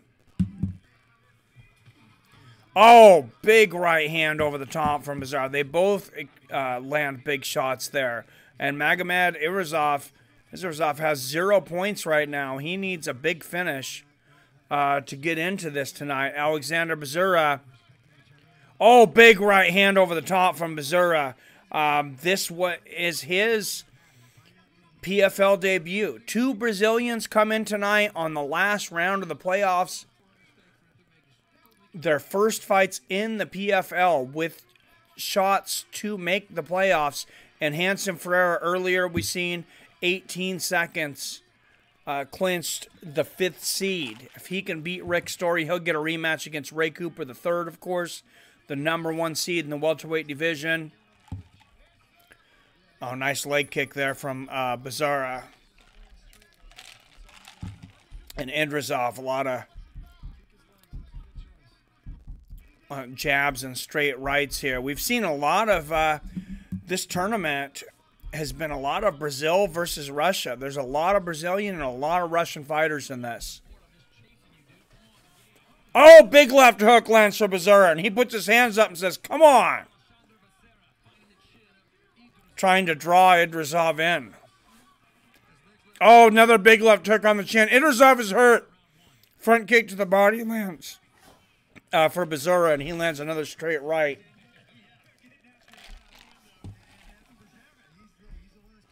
And he is in stalking mode. Oh, flying knee!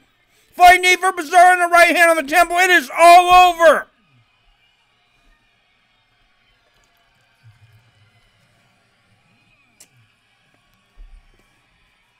And once again, a Brazilian comes in to the PFL in the last round before the playoffs, making their PFL debut. And once again, they get an impressive first round knockout. Bezerra with the flying knee knockout in the first round.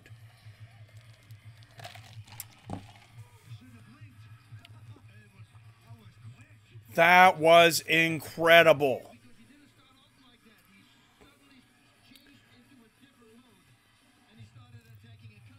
He did not come out in this fight swinging for the fences. This was a methodical striking performance from Bezerra. He was patient. And let's see here. Boom! Flying knee. It was the left knee that landed and a right hook over the top when he's on the ground on the chin. And I believe Idrisov was already out at that point. Referee pulls him off, and Bezerra is pumped.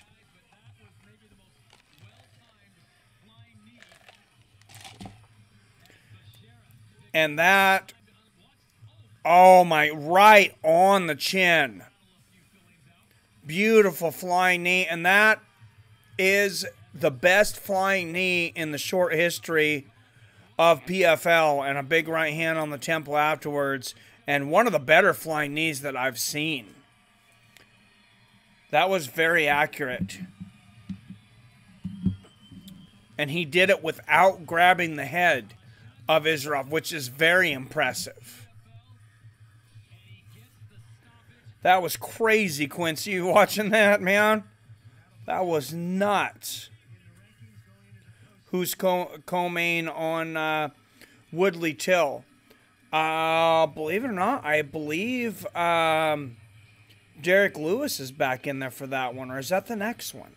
He's getting back in there real quickly after that disappointing... after his last disappointing performance, even though he won.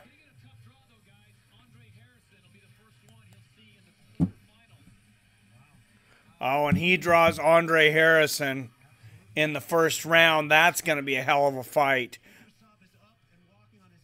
But Bezerra is in. Clinches 6th seed in the featherweight playoffs. 2 Brazilians made their PFL debuts tonight in the 3rd round of the regular season. Both men get first-round knockouts. Both men clinch playoff spots. Alexander Bezerra clinches the 6th seed to face Andre Harrison. And, of course, a little earlier, Ferreira clinched the 5th seed. He'll be facing number 4, Rick Story. Oh, co-main is Valentina Shevchenko and Montano for the 115 belt.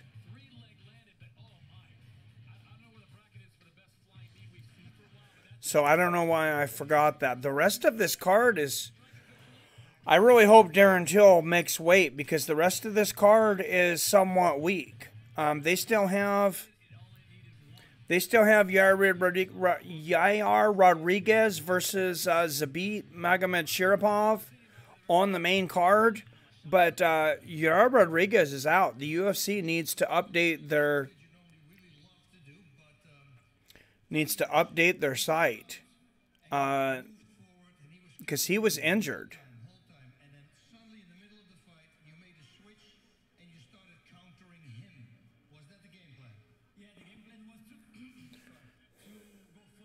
Yair Rodriguez will no longer compete in a highly anticipated UFC 228 matchup with Zabit Magomed due to an undisclosed injury, sources confirmed by ESPN following a report by MMA Brazil. The initial featherweight matchup squared off 2 of the promotion's rising stars.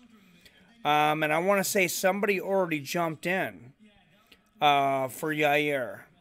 I know I seen somebody volunteer. I don't know if they got the fight. But I can't believe the UFC still hasn't updated that.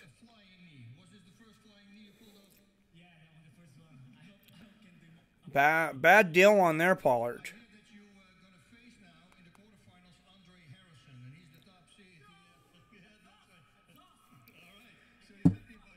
Wow, and Alexander Bezerra, they just told him he's going to be facing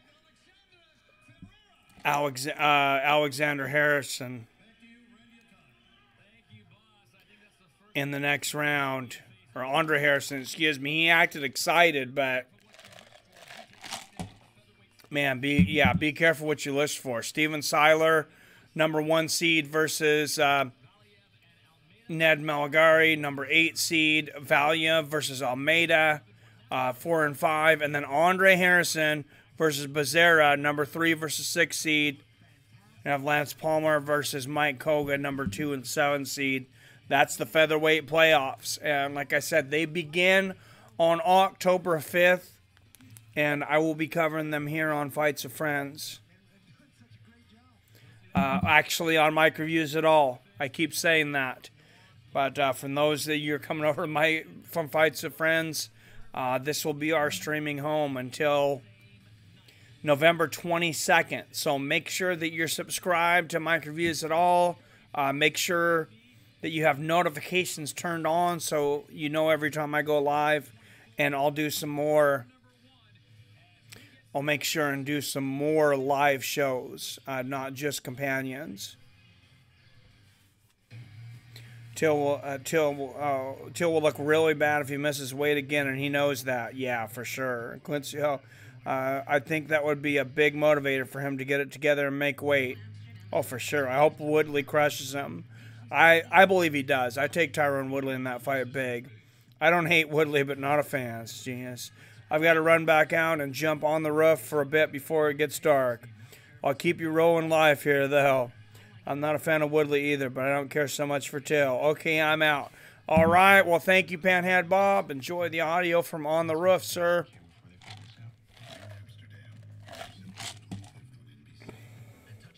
Bob, you drinking on the roof like the workaholic guys? No way. Yes, please do not jump on the roof.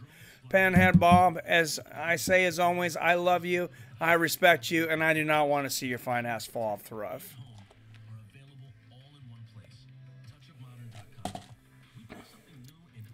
That would be a horrible thing. Public service announcement from Fights of Friends and Mike Reviews at All. If you work on a roof, please do not drink up there, regardless of what comedic genius says.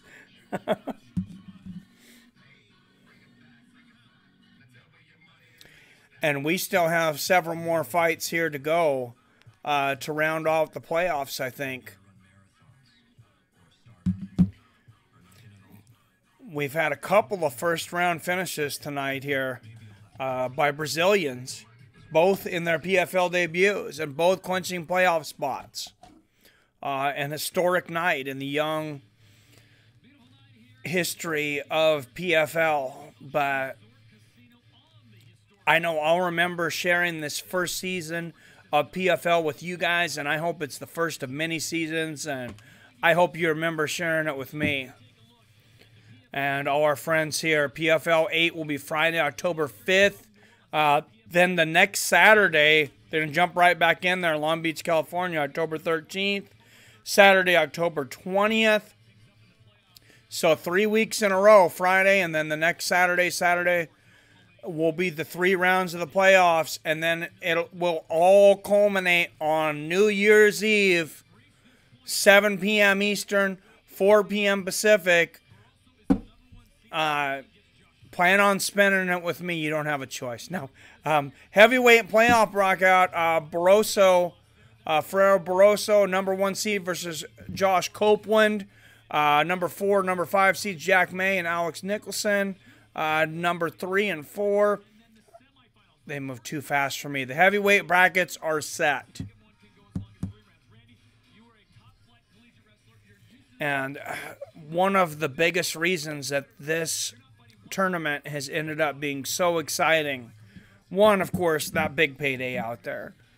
But like I said earlier, they were able to get some Bellator veterans, quite a few UFC veterans, and then immigrant mentality.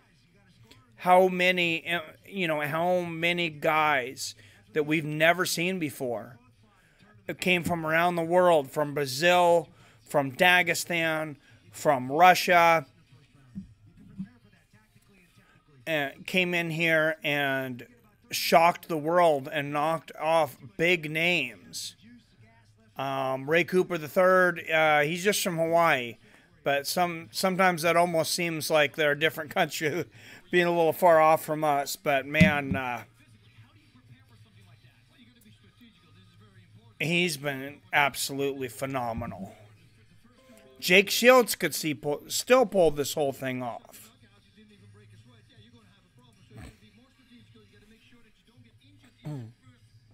Hey, I see it on TV, so it's gonna be true, and a good idea. That's why I smoke and drink.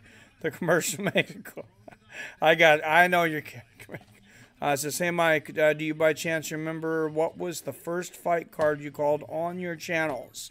My first fight card, I believe, was Stipe Miocic and Francis Ngannou. UFC 220, I want to say.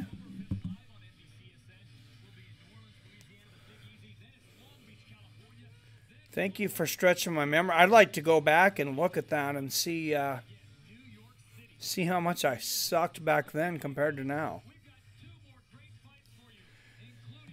2 more big fights. Sean O'Connell still coming up. Back there training with Jeremy Horn out of Jeremy Horn's Elite Performance. Like I said, Jeremy Horn, one of the greatest, veterans, fight for fight. Almost 200 fights in MMA history, and one of my great friends. Hope to have him on the show here soon, actually. Mikey, if you were Papadena, make your matches between Tony Pettis, Gaethje, Lee, go. Well, Tony and Pettis are already fighting. Did you not see that? Tony Ferguson at UFC 229 is scheduled to fight Anthony Pettis.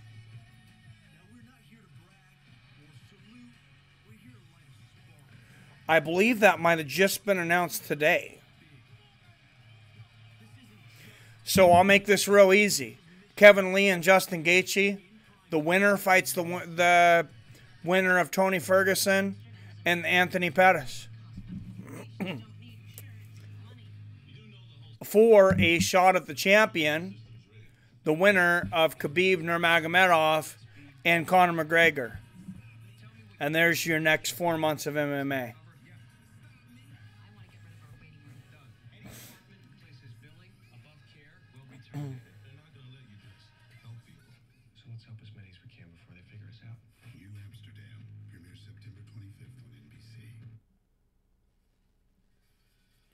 I'm pretty sure that fight is final. Tony Ferguson and Anthony Pettis. Yes, it is. UFC 229 lightweight co-main event.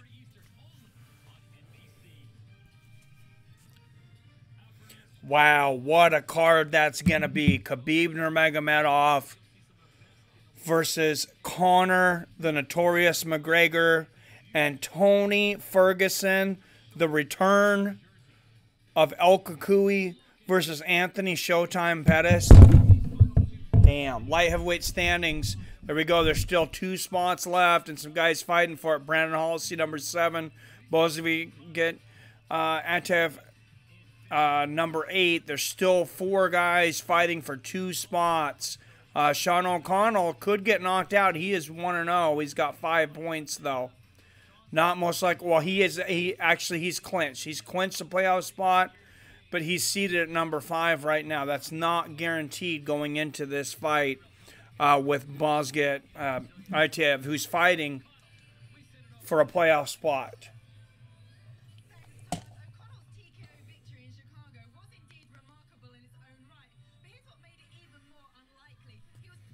Oh, but is that the way you prefer? I would, if I was going to do it, I would love to see the Tony Ferguson versus Kevin Lee rematch, especially since Kevin Lee had that really bad staph infection the first time. I think Kevin Lee's gotten better since then, and I think Anthony Pettis versus Justin Gaethje would be the fight to make right now. So if it were up to me, those are the fights that I want to see.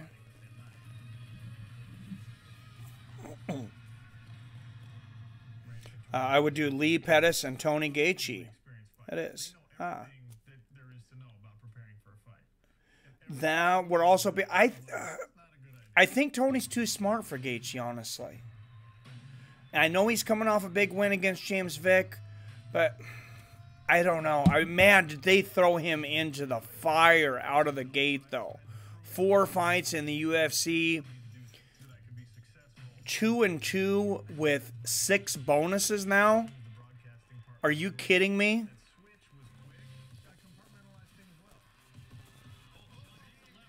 I mean, I will say one thing. Justin Gaethje is the most entertaining fighter on the planet right now.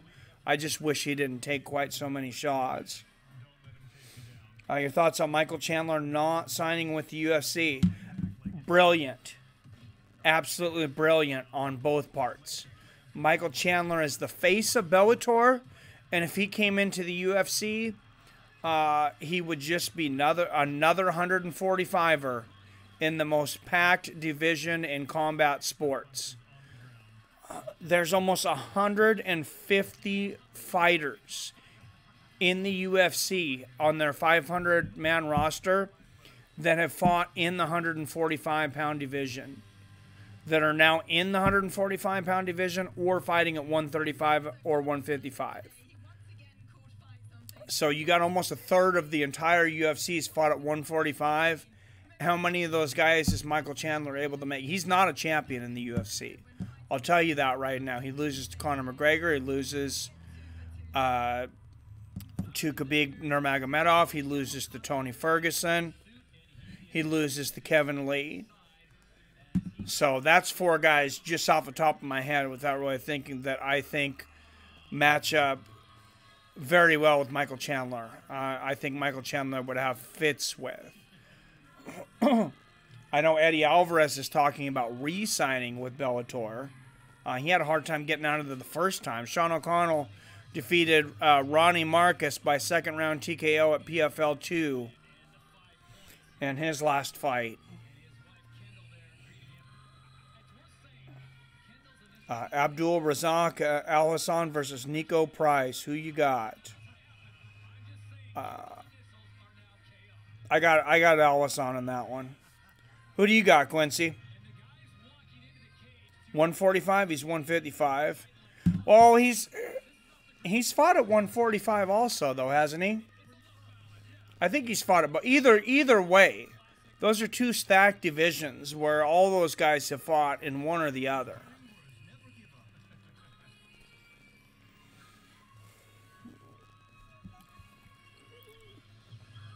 So, and all those guys I named were actually 155ers, not 145ers. Excuse me.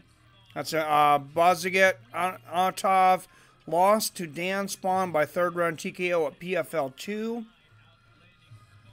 Fighting out of Russia, but he's going to be fighting with a lot of desperation tonight because his playoff hopes are on the line.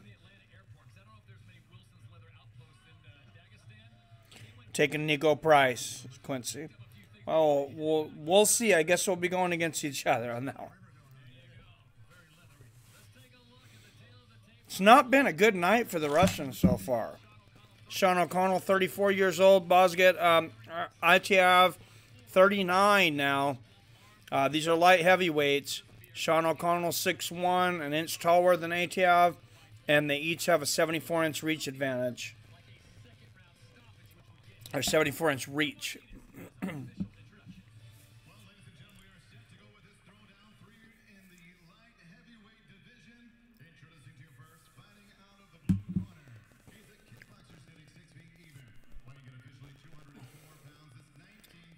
All right, the kickboxer, 17-2, 10 knockouts, 6 submissions. Bozagan Atef, just a plus 138 underdog. And don't quote me on any of this advice, but if you're gonna bet on sports, don't bet on the UFC. I'll tell you, I do very well on Bellator cards all the time that have close odds. Sean O'Connell MMA record 18-9, 10 knockouts, 3 submissions. He's going to be a minus 189 favorite. And so $189 down to make $100 on Sean O'Connell. We'll see if I end up looking like a dummy, but I don't think I do. At minus 189, I'm putting my money on Sean O'Connell all day long.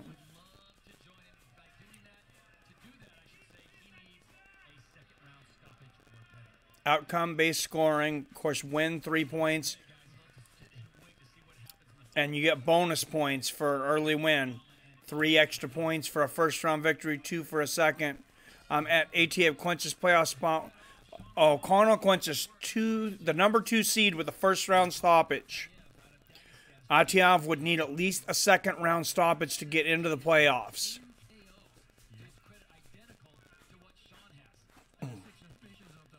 And they trade jabs to start the fight off.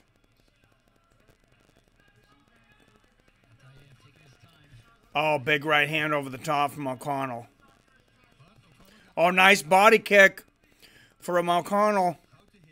He's searching for that liver already. Lands a left hook and a right hook to the body. And they clinch and push off. Nice jab there from Atef. Atef, the veteran kickboxer. Nice straight right hand down the middle and a left hook. Oh, big right hand for Atef, and O'Connell is on the ground. Atef landing ground and pound. Left hook, straight right. Sean O'Connell could be in trouble. Remember, even though Atef is a kickboxer, he's got 10 victories by submission. And he's landing shots to the body here on the ground. Sean O'Connell still recovering. Kind of in a defensive turtle position. But he's got his head in a good position to not get hit. Oh, and ATF's going to come with some knees to the head right there. Oh, and a big left hook up top and a straight right for ATF. Referee looking at this one closely. Big left hook from ATF, and O'Connell was cut above the right eye. Oh, he's really caught. Big right hooks to the body for ATF.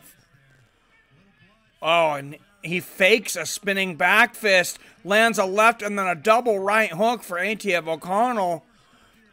Oh, ATF goes for the spinning heel kick. Barely misses that one. Lands a left hook. O'Connell might be out on his feet. Oh, big right hook for O'Connell. Knee to the body for Atef. O'Connell clinching and trying to get this down. But Atef's got great takedown defense. And like I said, a great submission game. So, almost everyone in this tournament is a well-rounded fighter. And there are no slouches.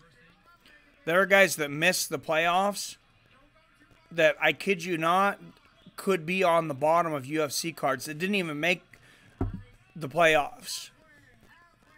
That's the talent that offering $1 million per weight division has brought out. Oh, and O'Connell goes for the Uchimata. Atef blocks it. Goes inside for an Ochigari and lands a knee inside. Of course, Jeremy Horn, my good friend Jeremy Horn, screaming on from the corner of Sean O'Connell. Oh, nice knee to the body. Oh, and a big straight right and a left hook for Atef. And O'Connell comes back with a big left hook. And that's where I'll tell you, this CompuBox, you guys hear me talking a lot that I don't pay attention to the CompuBox when I'm scoring rounds, and that's it right there. If you're watching live, you just seen Sean O'Connell land a big left hook, and it still says for him total strikes landed 0. And he's landed quite a few shots, a lot more than 0. I just won someday today. I want to get Triple G. Left kick from orthodox to the liver. Yeah, I did. When is the Triple G fight? Triple G fight September 15th. I'm going to need some help on the Triple G fight, though, to be very honest with you guys. Oh, man. Big left hook and a straight right. It's going to be $90. So, unless I raise $90, I won't be getting that fight. Oh, nice spin kick to the body from Atef. And he hurt O'Connell again. He lands a big right hook and straight right to the temple, and that is it. Spinning back kick to the liver for Atef, and he takes out Sean O'Connell. And he needed a finish in the second round, Atef did, to make the playoffs, and he got a finish in the second round.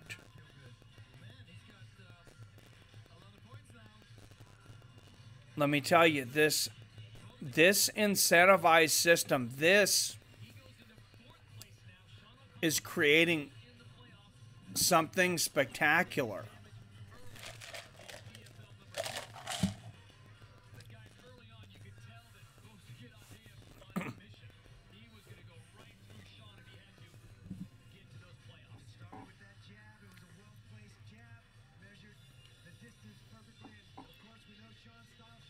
You won some money today? Oh, I get what you're saying, Quincy. Nice. Well, you know, the sports gambling's not legal in Washington yet. Maybe it's a good thing. Oh, man, Sean O'Connell is busted up on all 4 corners of his face. Every corner of his eye. I mean, his left eye, he's got cuts above it, below it, beside it. His right eye, above and below. Atef clinches the 4 seed in light heavyweight playoffs with the first round TKO. I said second round earlier. He got a first round. So a guy that wasn't even in the playoffs, if he didn't get a second round stoppage, all of a sudden pulls off a victory and gets the 4 seed. And Sean O'Connell may need some help to get into the playoffs. Mikey, did the UFC release Beck Rawlings? How was she fighting the bare knuckle fights? I believe they did. They just released quite a few women, and because Invicta FC announced 8 new signings. I believe 4 of them were UFC women.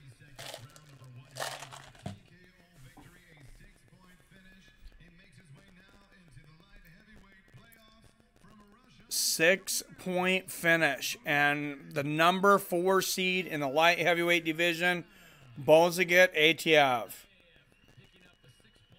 What an incredible win.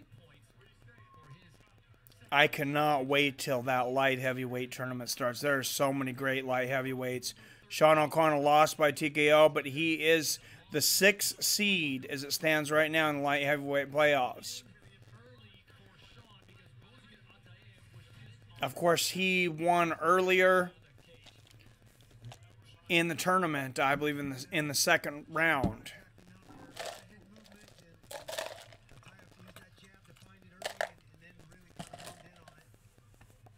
These guys that have the same amount of points that didn't face each other, I'm not sure how they're going to do the tiebreakers. But I'm really glad that they're seeding this. And this is going to be like March Madness almost for MMA guys every year.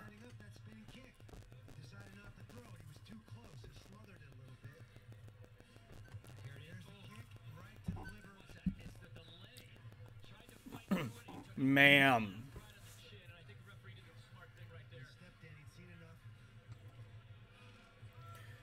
Guess the main event.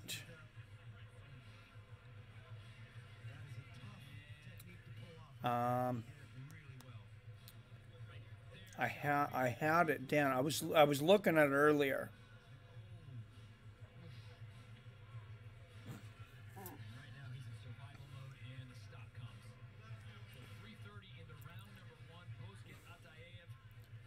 Give me a second. I had a pick.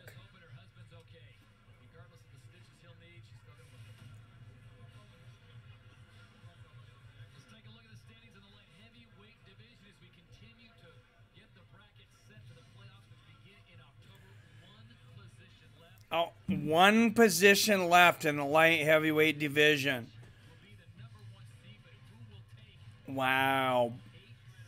Branson Halsey's sitting in that number 8 position right now, but he has not clinched. Smiliano Rama will be in the next round, and so will Jamie Abdullah. I'm going to take Jamie Abdullah. Who do you got, man?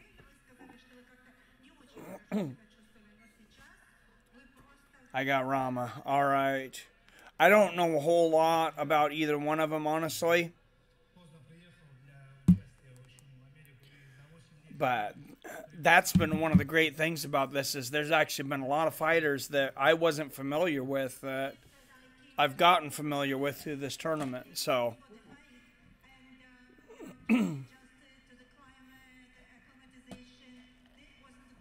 And that just shows you the UFC doesn't have an oh man, that spin kick to the liver. That was brutal. And that was the end of it all right there. And then a left hook straight right afterwards. Sean O'Connor was completely out of it at that point. Takes a few more shots and the referee stops it. That is the second liver shot knockout of the night.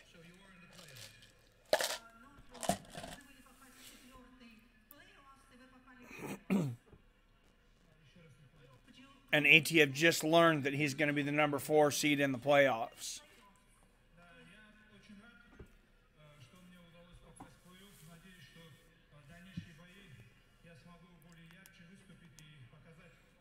You know, waiting for the translator in Russian here.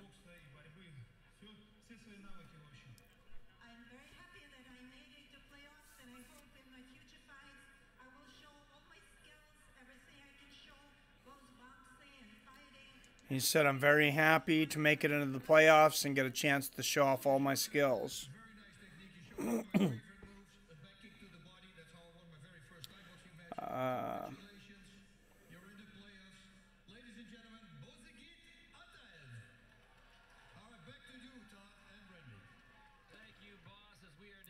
Mexican holiday. Independence, I think. Yep. Oh, sorry. So, Kamenik's got Rama, Quincy's got Abdullah, Dean's got Abdullah. They're both coming off losing streaks. Last night I resaw a horribly awesome movie, Waterworld. I never did watch that the first time. Are you saying it's horribly awesome, or it was awesome for a horrible movie?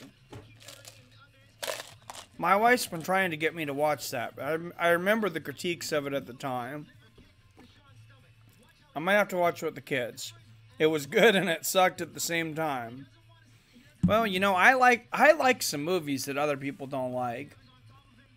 And apparently I like some bad movies, because that Gotti movie that came out about 2 months ago, I went with my daughter. Well, not young daughter, she's 16.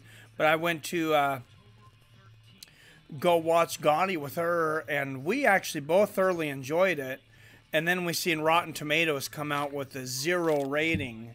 And I was like, I think it was pretty obvious there was a little bias there. That there's a lot of places that don't want MoviePass to succeed, and MoviePass produced that movie. If you haven't seen Gotti, I would recommend it. I don't know if it's worth $12, but it's worth it for John Travolta's performance as John Gotti. I thought he nailed it.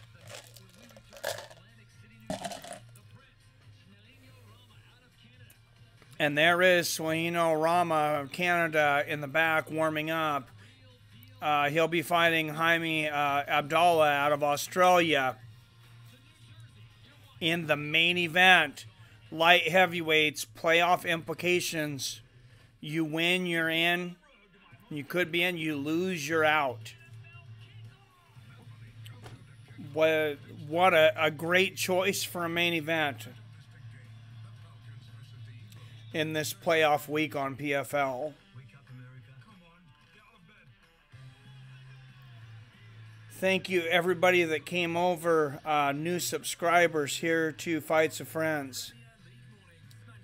I appreciate it. Quincy Pinola, if you're public, I got you. Thank you. I see you subscribed 3 hours ago. Trev McTrev, thank you very much for your subscription. Comedic Genius and Dean, I think you guys were already subscribed. So I greatly appreciate it. It was a little bit of a hard week, getting the suspension stream, but it's just something that happens now, unfortunately, on YouTube. So I didn't take too much time licking my wounds. It just decided, what next? What next? And I actually got the strike 8 days ago. I've been hoping to win it in a challenge, and that's why I haven't said anything yet. And I didn't. YouTube did not send me on to the next round of the challenge. It's the second time they've tried to suspend my stream. The first time, I did absolutely nothing wrong, and I won the challenge, but I still couldn't stream for almost a month. But this one's going to be a 3-monther. Now, just to let everybody know, we're still on the road to 5,000 subscribers over there on Fights of Friends, so please stay subscribed over there. I'm going to continue to drop great videos over there, like my interview yesterday with Smiling Sam Alvey, who's, of course, going to be fighting Minotauro Nogueira next. Smileno Rama versus Jaime Abdullah, though, up next at 205 pounds.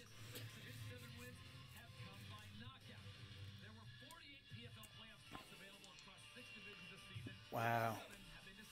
So Branson Halsey is hanging on to the 8th spot with 4 points. Smileno Rama or Jamie Abdullah, both could knock him out. If either one of them get a second round stoppage or better, they could knock Brandon Halsey out of the playoffs.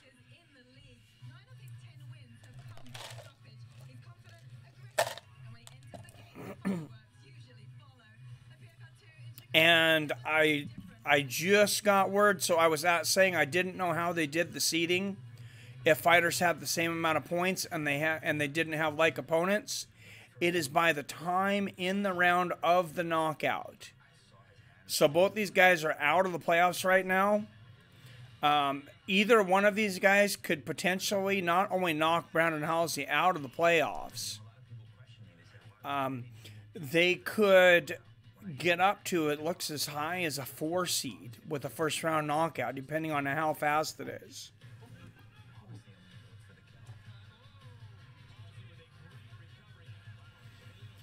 So thank you, everybody, for your predictions. Like I said, I will. I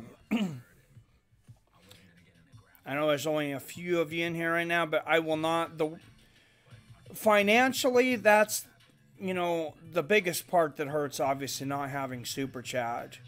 So anybody that can hit me up at paypal.me/fightswithfriends, that's going to be my only, that's my only stream of revenue on this channel. I don't get paid for these streams on Mike Reviews at all.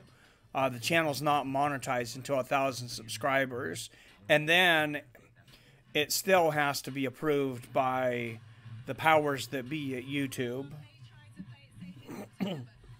So they are not making it easier on creators. But yeah, anybody that hit me up at paypal.me/fightswithfriends, starting now. And if I can raise $90 by September 15th, I'll be doing the Triple G Canelo Alvarez fight. If not, I guess I'll be doing a pre-fight on it and hopefully a post-fight. But I'm not going to be able to afford to drop the $90 without some help, unfortunately, on that one. Did you say that the 915 card was $90, Dean? It might be cheaper if it's not an HD. I'm going to look it up right now, though, but I'm pretty sure I've seen it's $90.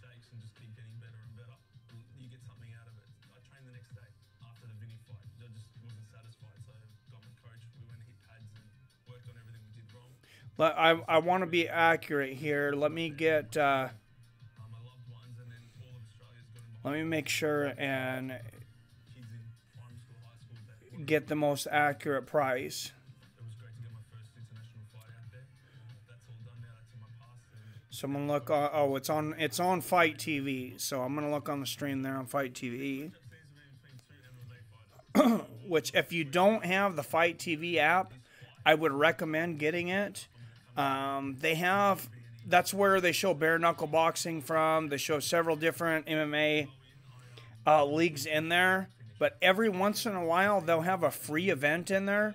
It might be a local MMA event from Ohio. But they're still entertaining. And free is free. Yeah, I see that Beck Rawlings is fighting Britton Hart on the bare knuckle boxing. Of course, a couple other big names on that. Michael McDonald versus Charles Bennett. Chris Lytle fighting Drew Lipton. Man, he's getting up there. I'd rather not see Chris Lytle get hit in the head anymore, to be honest. One of my favorites there. I see Joey Beltran getting in there against Arnold Adams. And apparently that is the main event. Beck Rawlins versus Britton Hart. That's interesting. It's a bit surprising. Also going to have Kendall Grove versus Bruce Abramowski that night. But yeah, that bare knuckle fighting is pretty. Smilahini Ramo lost to Brandon Halsey. Third round finish.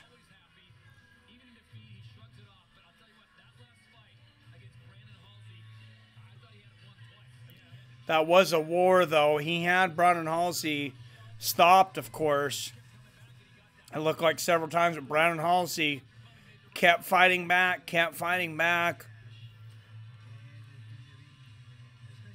Their last fight, Brandon Halsey took his future into his own hands, got himself positioned in that number 8 seed. This is no longer in Halsey's hands. Rama can pull that fight right back out with the second round stoppage or higher and knock Brandon Halsey out of the playoffs. Rama 26, Jaime Abdullah 27, both 6'1", 204 and 205 pounds. Reach almost even. Rama's got him by an inch. I expect this to be an exciting competitive fight. And everything is on the line. Here is the main event.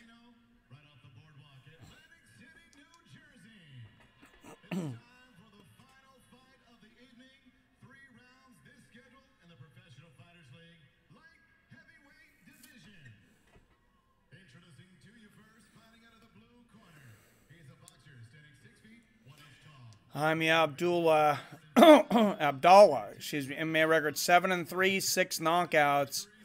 He has a plus 600 underdog tonight. I can see why. I could see why you picked who you were, Quincy. I remember you talking about that earlier now on the odds. So I picked the 6-1 underdog. Hey, it makes it fun. I'll do it for you pre-show. The last was lame. Post-show equals second fight was the same as the last one. Boom. There you go. Done. Well, I enjoyed the first fight. But I got distracted on the fight there. Rama 10-4 out of Canada. Okay, here it is. Actually, it's even worse, guys. Apparently, it's 89.99 for Canelo Alvarez versus Gennady Golovkin. 99.99 if you wanted an HD. Yeah, I said I'm probably going to pass on that one. It would be great for the channel because I know it would get a ton of exposure and probably a ton of subscribers. Even with Fights Friends, even if it wasn't suspended, I don't know that I'm getting a nice low leg kick and a right hand over the top. Big right hand over the top from Rama. Oh, and a head kick lands for Rama. Body kick. Abdullah immediately going for the takedown. Oh, Rama, big left uppercut. Abdullah lands a straight right. Now Rama going for the takedown. Good takedown defense by Abdullah. And that was a flurry of action in the first 30 seconds. Both these guys know they need at least a second round stoppage to make it into the playoffs. Obviously, a first round one would seed them higher. 22 strikes landed. 23 strikes landed in the first 40 seconds of this fight. Oh, nice knee to the body and a right hand for Abdullah, and Rama comes back with a right hook over the top. Left hook and a right hand for straight right lands for Abdullah. Oh, wow. Body kick from Rama and Abdullah with the right over the top. Oh, nice knee to the body for Abdullah and a straight left. And these two fighters are fighting like two fighters that I would expect are fighting for their playoff lives. And Rama's nose is bleeding. Sometimes that's not such a big deal, but with such a fast-paced fight, you don't want anything. Oh, big right hand for Abdullah. You don't want anything slowing down your breathing. Oh, big straight left for Rama. That was hard, and Abdullah clinches.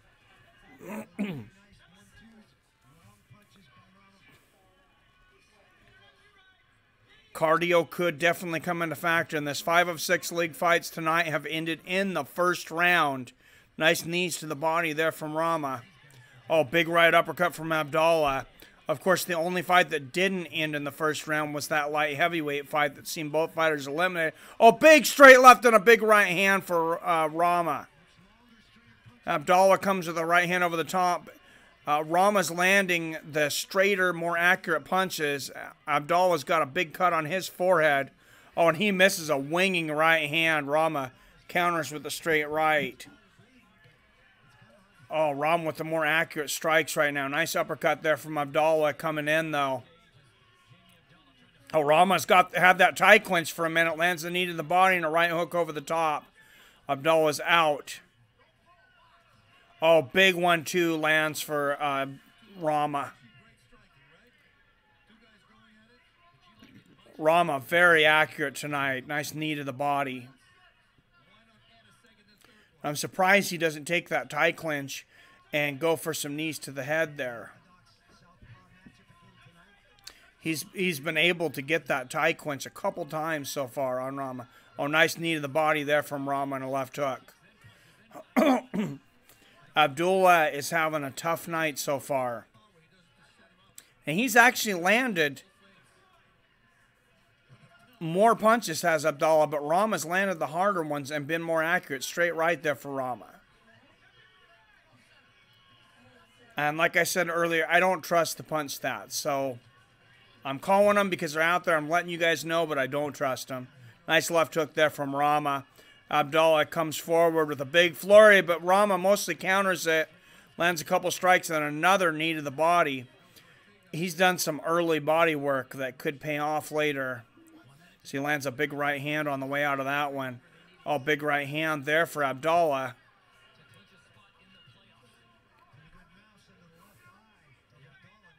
And Abdullah's got some bad swelling, luckily underneath his left eye. It doesn't look like it's interfering with his sight yet.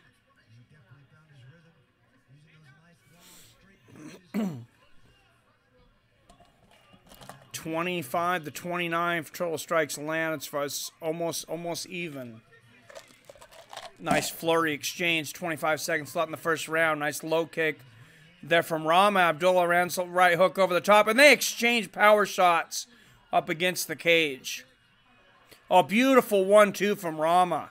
And a nice right hand. His boxing is incredible tonight. And Abdullah has stood in there with him for the whole thing. He's been competitive, but Rama's been incredibly accurate and efficient with his energy. And I think that's going to play a big factor as this fight goes on.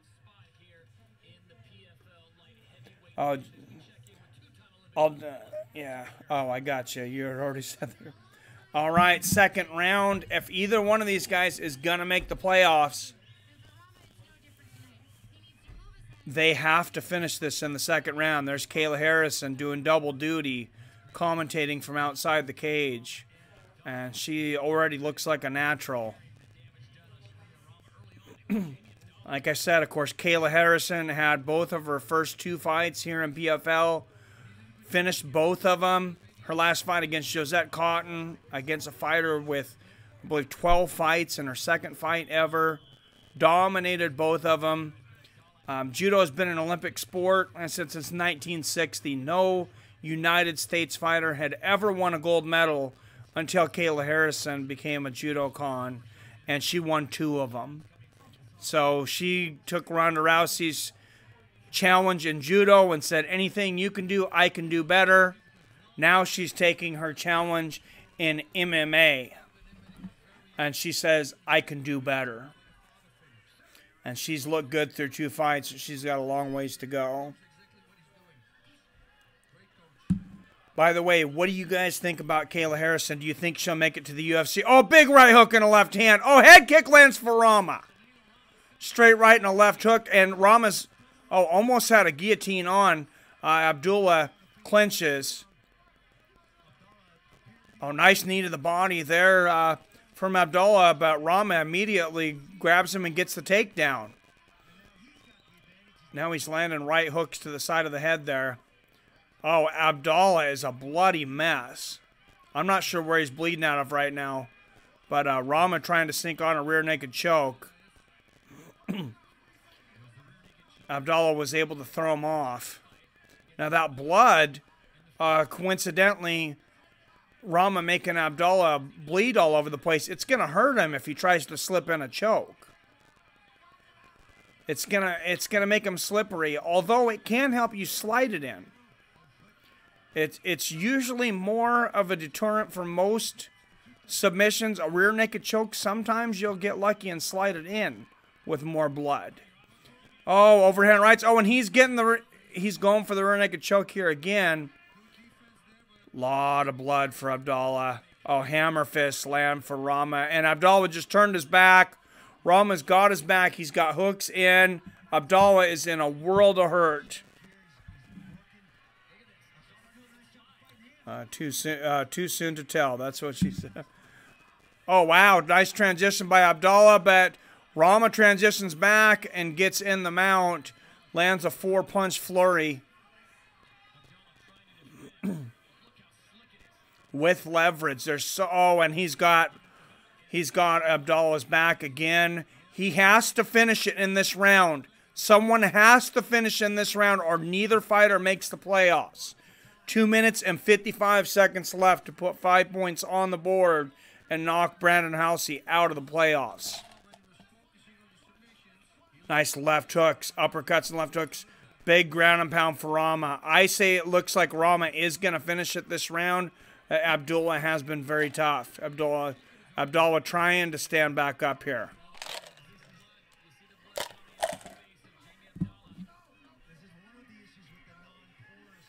Well, most of you guys, I think, called Rama, and a couple called Abdullah, too. No, Comedic Genius was the only one to call Rama. And Rama absolutely dominating. So, way to go, Comedic Genius. And they're standing back up. Nice straight right there for Rama. But this is not over yet. 2 minutes left in the second round. Both of these guys know they need to finish it within the next 2 minutes, or this will all be for nothing. Oh, beautiful leg kick there from Rama and a big left hook. And they clinch. These guys are exhausted. But there is no time to rest. Knee to the body for Rama, and Abdullah comes back with an uppercut. Big right hook and a straight left from Rama. He's bringing up the intensity on Abdullah. Abdullah wiping the blood out of his eye. And Rama's got his back again. 1 minute and 20 seconds. He drags Abdullah to the ground. 1 minute and 15 seconds for someone to make it to the playoffs. Once again, one of these fighters must finish the fight this round, or they will be eliminated from the light heavyweight playoffs. 1 minute left. And Rama's got Abdullah's back again. And he's got hooks in. He's trying to sink the rear naked choke. He's not quite underneath the chin. There's 45 seconds left. 45 seconds for either one of these men to move on in the $1 million tournament. And Abdullah removes Rama's hand. Rama's got Abdullah in a terrible position, but Abdullah's had great defense. 30 seconds. And Abdullah turns it on Rama and lands a big knee to the head. Huge right uppercut from Abdullah and a big right hook. Big right uppercut, 22nd knee to the head. Abdullah's got Rama in a world of trouble. Flying knee. 15 seconds left. Somebody has to stop this fight. Big left hook for Abdullah. 10 seconds left in these guys' tournament career if they can't make something happen, and they exchange hooks in the middle of the cage. Both of these men can barely stand, but a third round will be necessary. Now, if one of these other fighters, now these guys still need to try to win this fight, because if any of the other 8 fighters are not able to compete for any reason, the 9th seed would slip back in. What an incredible round. And Abdullah, after being dominated the entire fight, almost came back and finished that. Rama looked like he had it finished several times. Yeah, that was an incredible round. That is an understatement, Quincy.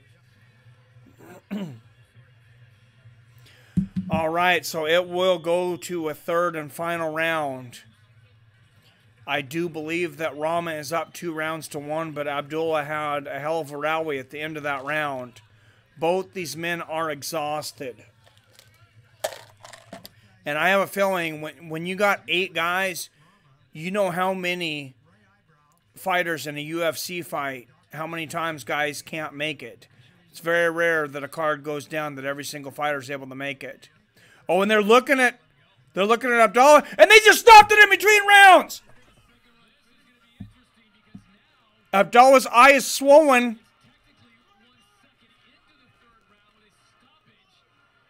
So now there's going to be an argument over this, if the stoppage is 1 second into the third round or if it's technically after the second round. Controversy in Connecticut.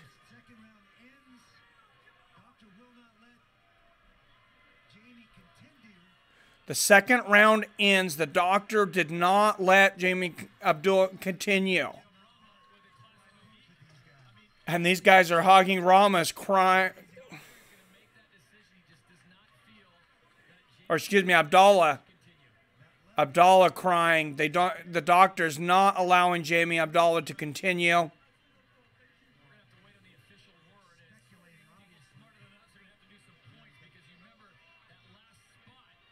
Technically, if the doctor does not let him go to the next round, this would go down in an MMA fight under the ABC Commission rules of MMA.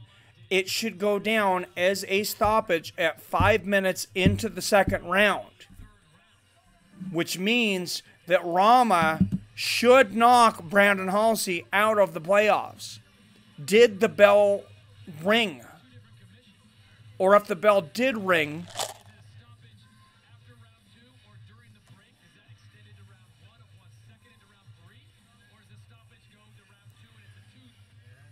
this will be the official decision here. All right, I'm gonna give you guys some audio here at the very end. It was for a minute. Well.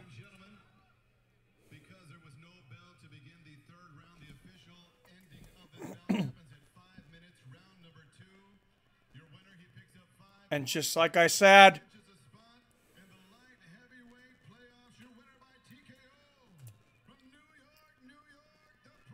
and literally without a second to spare, Rama of Canada knocks Brandon Halsey out of the playoffs.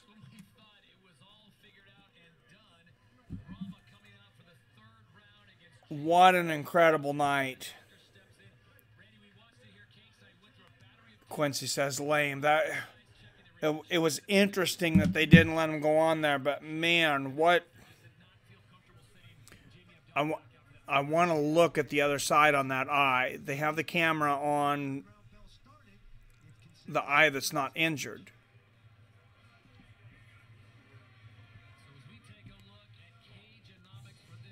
They're not showing that eye.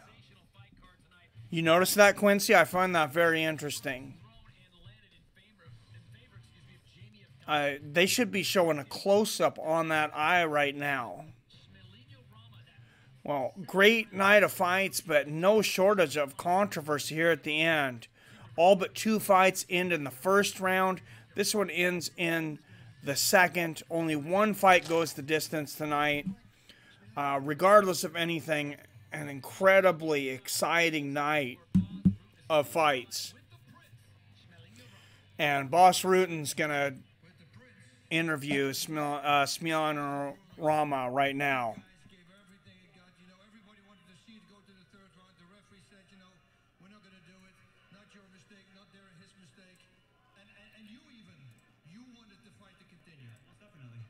Oh, Rama said he wanted the fight to continue. Clinched the 7th seed.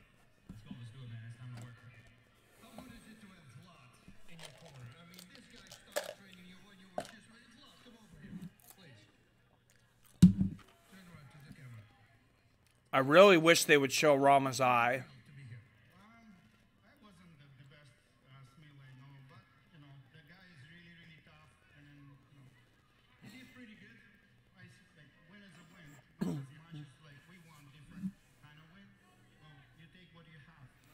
Well, when you're going after $1 million and you get in the playoffs.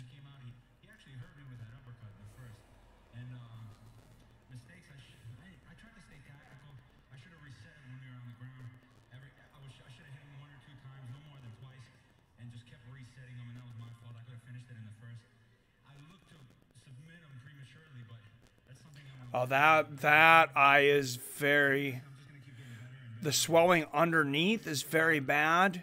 It's hard to tell if his eye is completely swollen up. That is... Okay, they showed a little closer that is some bad swelling. I have seen fights with swelling like that stopped in boxing. It's rare in MMA. It's obviously more common in boxing because you're going 12 rounds and it's nothing but strikes.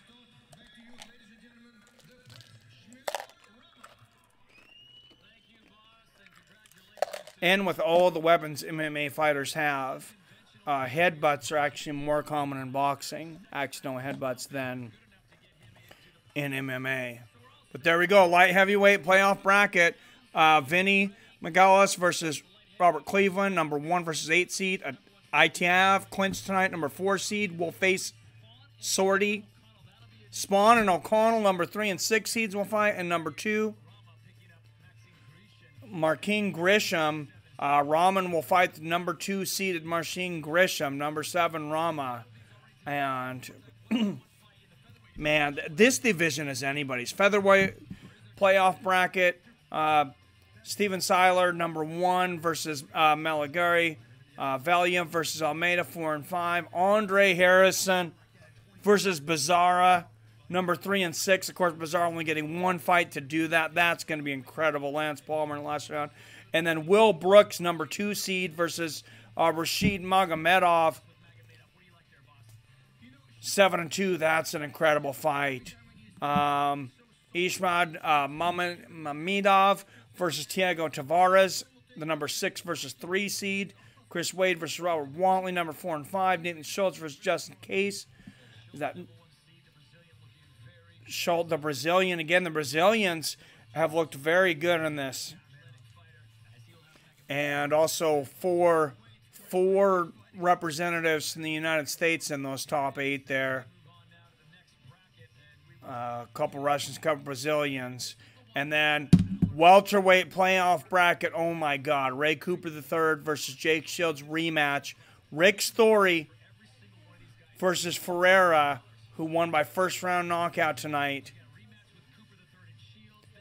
Magomed Karamov versus Pavlo Koosh, number 3, number 6 seed. And Jim Zeffirino versus Velichkovich, number 7 and number 2 seed.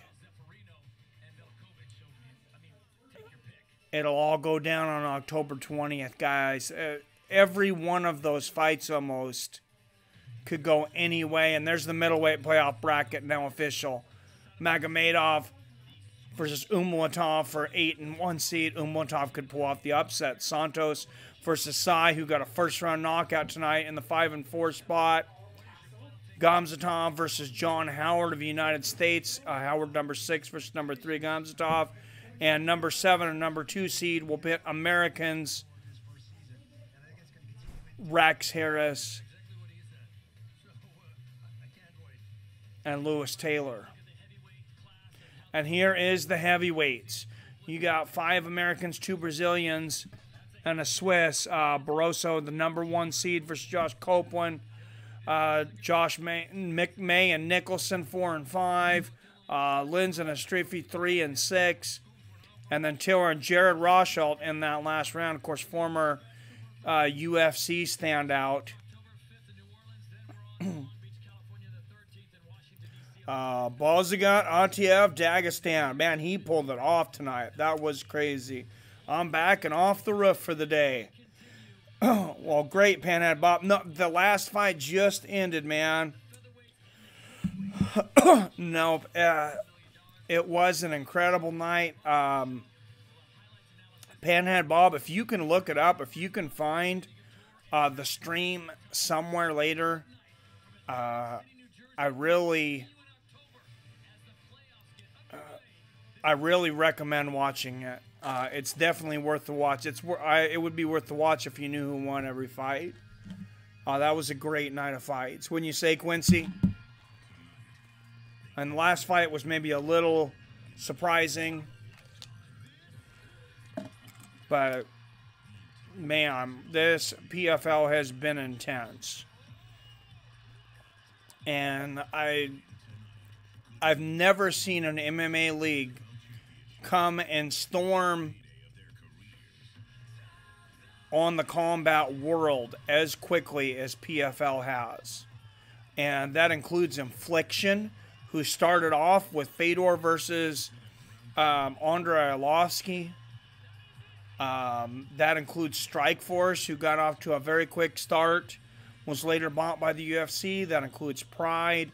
I've never seen any MMA league, any combat league, come out of the gate with this kind of intensity. And man, it's gonna be fun, guys. October 5th. I'll be making that effort. Yeah, Definitely try to watch it. I said the playoffs are coming.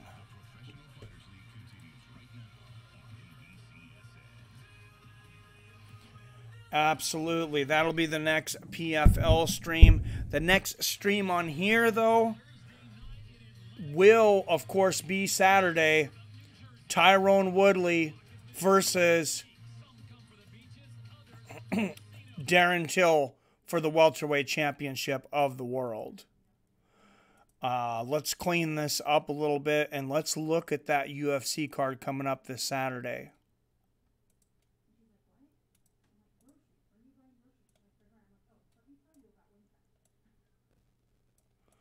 And I'm gonna bring that up here.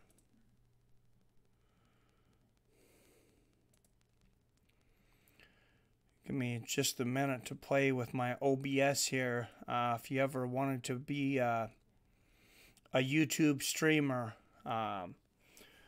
OBS is a must. Open broadcasting system, or you do anything just for fun. Absolutely great program. I should do a review on this on there. It's a good card. Yeah, it was. That was a good card tonight. What did you think of that, Quincy? What do you think of the PFL so far? Have you been watching the entire thing? I know you were watching on live tonight. I'm curious to know what you thought of the tournament thus far. So let's get to the right site here.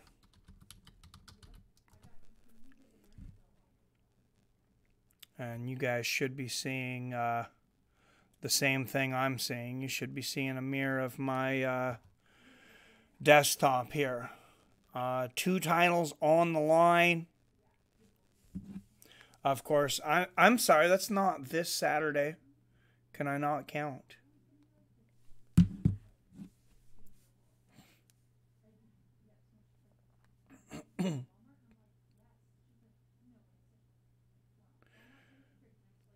So scratch that. I meant Saturday, September 8th. Tyrone Woodley versus Darren Till. 2 titles will be on the line, though. Nico Montano versus Valentina Shevchenko. And, of course, Tyrone Woodley versus Darren Till. That's an incredible fight. Number 2 ranked Jessica Andrade is going to be taking on Carolina. We'll just call it Carolina. Carla Esparza, always exciting, taking on Tatiana Suarez. And then Yair Rodriguez versus Zabit Magomedsharipov. I was just talking about that. They still have this listed. This is no longer the fight. And unfortunately for those people who in the prelims that don't have FX and have FS1, the prelims are going to be on FX this time. Jimmy Rivera versus John Dodson will be incredible. Nico Price. Quincy was just talking about that against Abdullah, Razak Al Hassan, Charles Byrd versus Darren Stewart. Darren Stewart, absolute beast, all but 1 win by knockout, and amazing knockouts. And Aljamain Sterling versus Cody Stamen. If you haven't seen Aljamain Sterling fight, he's absolutely incredible. There's another fight they have on here that's canceled. Diego Sanchez is no longer fighting Craig White. I don't remember who Craig's White replaced or who is replacing Sanchez, if anyone. Jim Miller will be fighting again. Haven't seen him in a while. Actually, a pretty good UFC Fight Pass prelims. 5 fights on the Fight Pass prelims. They're maybe worried about losing subscribers going into the ESPN deal. Ryan Benoit versus Roberto Sanchez, and Geoff Neal versus Frank Camacho. And that's another good fight. Of course, Frank Camacho, almost 100% finish rate, 21 fights. Both those guys are entertaining fighters, for sure. I think it's good prize fighting with all the money they're putting up. $1 million apiece for the winner. Yeah, in a way, you got to look at it and think, well, you know, they should be successful because they're backed by NBC Sports and Facebook. But I've talked to Tom Atencio, He was the president of Affliction. I don't know if you guys remember Affliction. If you haven't seen my interview with Tom Atencio, go to my playlist on Fighters with Friends, on Fights with Friends, Fighters and Friends. I believe he's the longest I've had anyone on. He was on for over an hour. He talks about his time with Fedor Emelianenko and other fighters there in Affliction. But what put Affliction out of business was not a lack of interest. It was that they started paying fighters too much money. And they paid Fedor $10 million out of the gate. They paid, I think once they paid Andrei Arlovsky like $4 or $5 million. His first fight. And there's nobody making that money almost in the UFC. That's unheard, unless you're Conor McGregor, that's pretty much unheard of. I think Stipe may have made $10 million for Francis Ngannou, because I know he got pay-per-view points.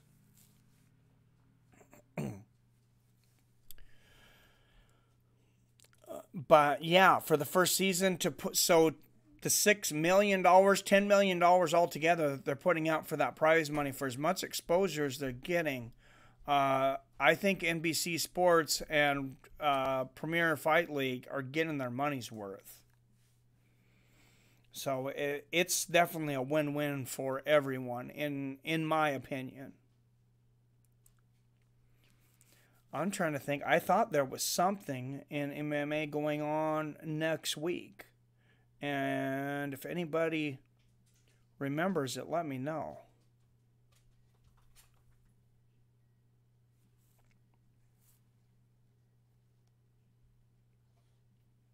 Invicta FC.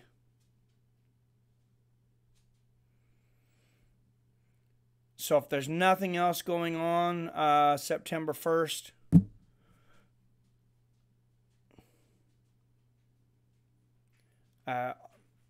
I'll be calling Invicta FC, and there is a title fight on there, on that card. And it looks like that is it for MMA. And I thought there might have been a boxing match, but I could be mistaken.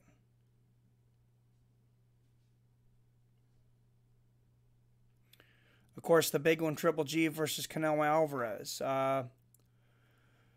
coming up on September 15th, so they may not be real worried about getting a lot more fights in.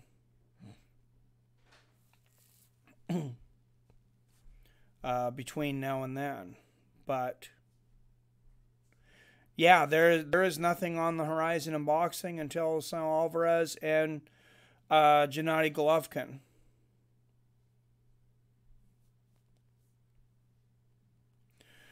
So thank you everybody that subscribed. If you just came on here, if you're new, if you haven't been on Fights of Friends, I think most of you guys are all regulars that are usually on Fights of Friends. If you guys could subscribe to me for this channel, though, I would definitely appreciate it. I'm looking to build something outside of MMA on this channel, but I do have to get it to 1,000 subscribers to monetize. So I'm just going to use this 90-day suspension to, to try to help build this channel, even though I'm not, I'm not able to have any ads. So Craig White isn't fighting. Oh, wow, it could backfire. So Craig White isn't fighting on 228. Yeah, the UFC is horrible at updating their site. Like I said, Yair Rodriguez is injured too.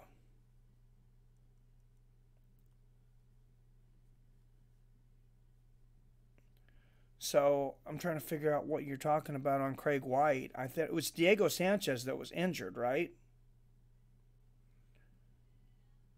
I believe. Craig White shed 46 pounds to make weight for his short notice. Whoa. Okay. SBNation.com or MMAfighting.com, SB Nation. If you guys are... This is one of the most interesting stories I've seen in a while, and I got this on accident. As Craig White shed 46 pounds to make weight for his short notice UFC debut. Darren Till's failure to make weight for his welterweight main event clash with Stephen Thompson has led to a litany of questions about the current UFC weigh-in system. Like left of his peers, White has experience when it comes to extreme weight cuts. One of the most infamous pictures of the Thundercat shows him drenched in blood following his fight with Ireland's John Redmond, about that he lost nearly 40 pounds to compete in.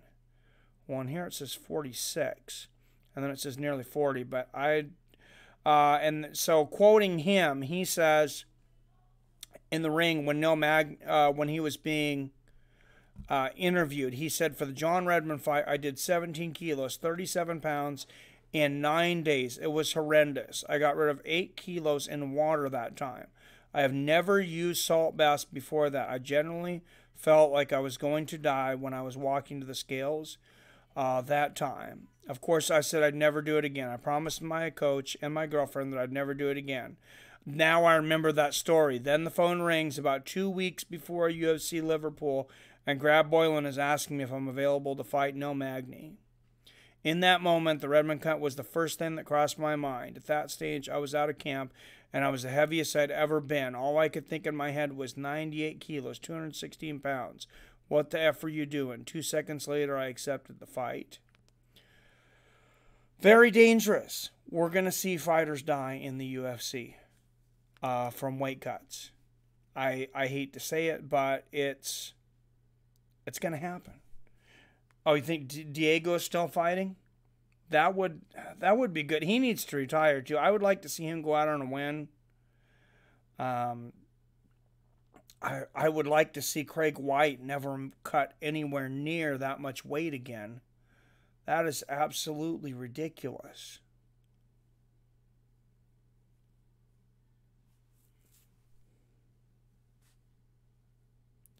So yeah, when you type in Diego Sanchez next fight, it still comes up as Craig White. But yeah, I'm pretty sure I heard Craig White was out. So I'm not sure why we're not getting more updated news.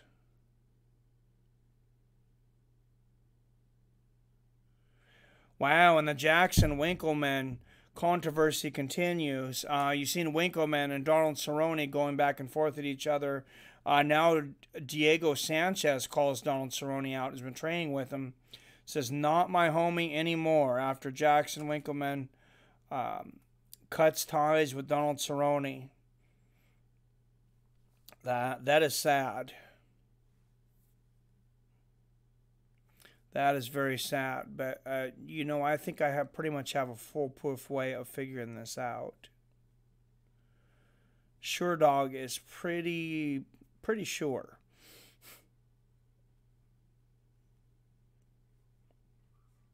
Sure Dog and Tapology, I lean on those two sites a lot.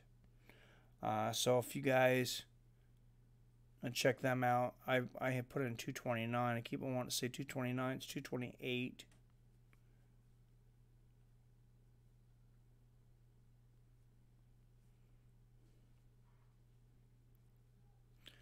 So I am curious who he is fighting, Quincy.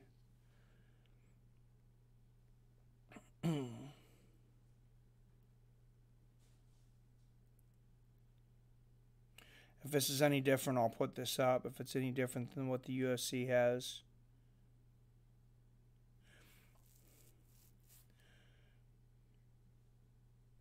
Okay. So they still have Diego Sanchez versus Craig White on here. But they have Zabit Magomedsharipov now fighting Brandon Davis. So apparently the UFC is not able to cover its own fight.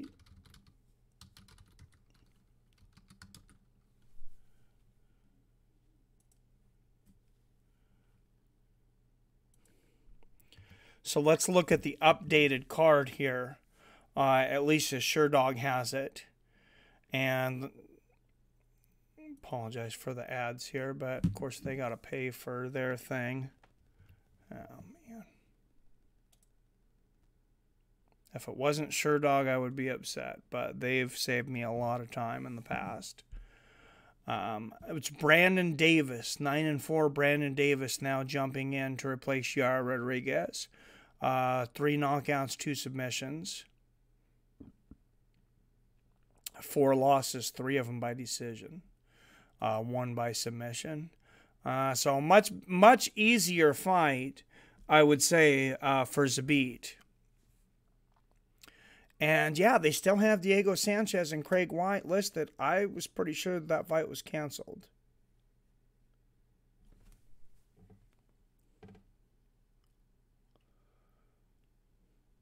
Do you remember where you seen that story, Quincy?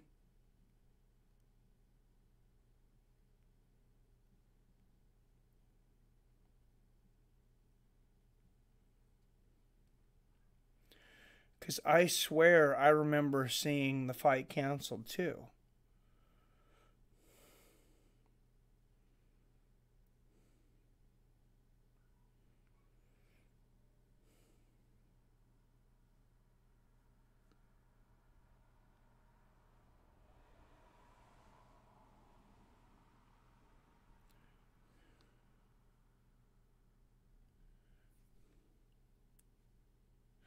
Okay,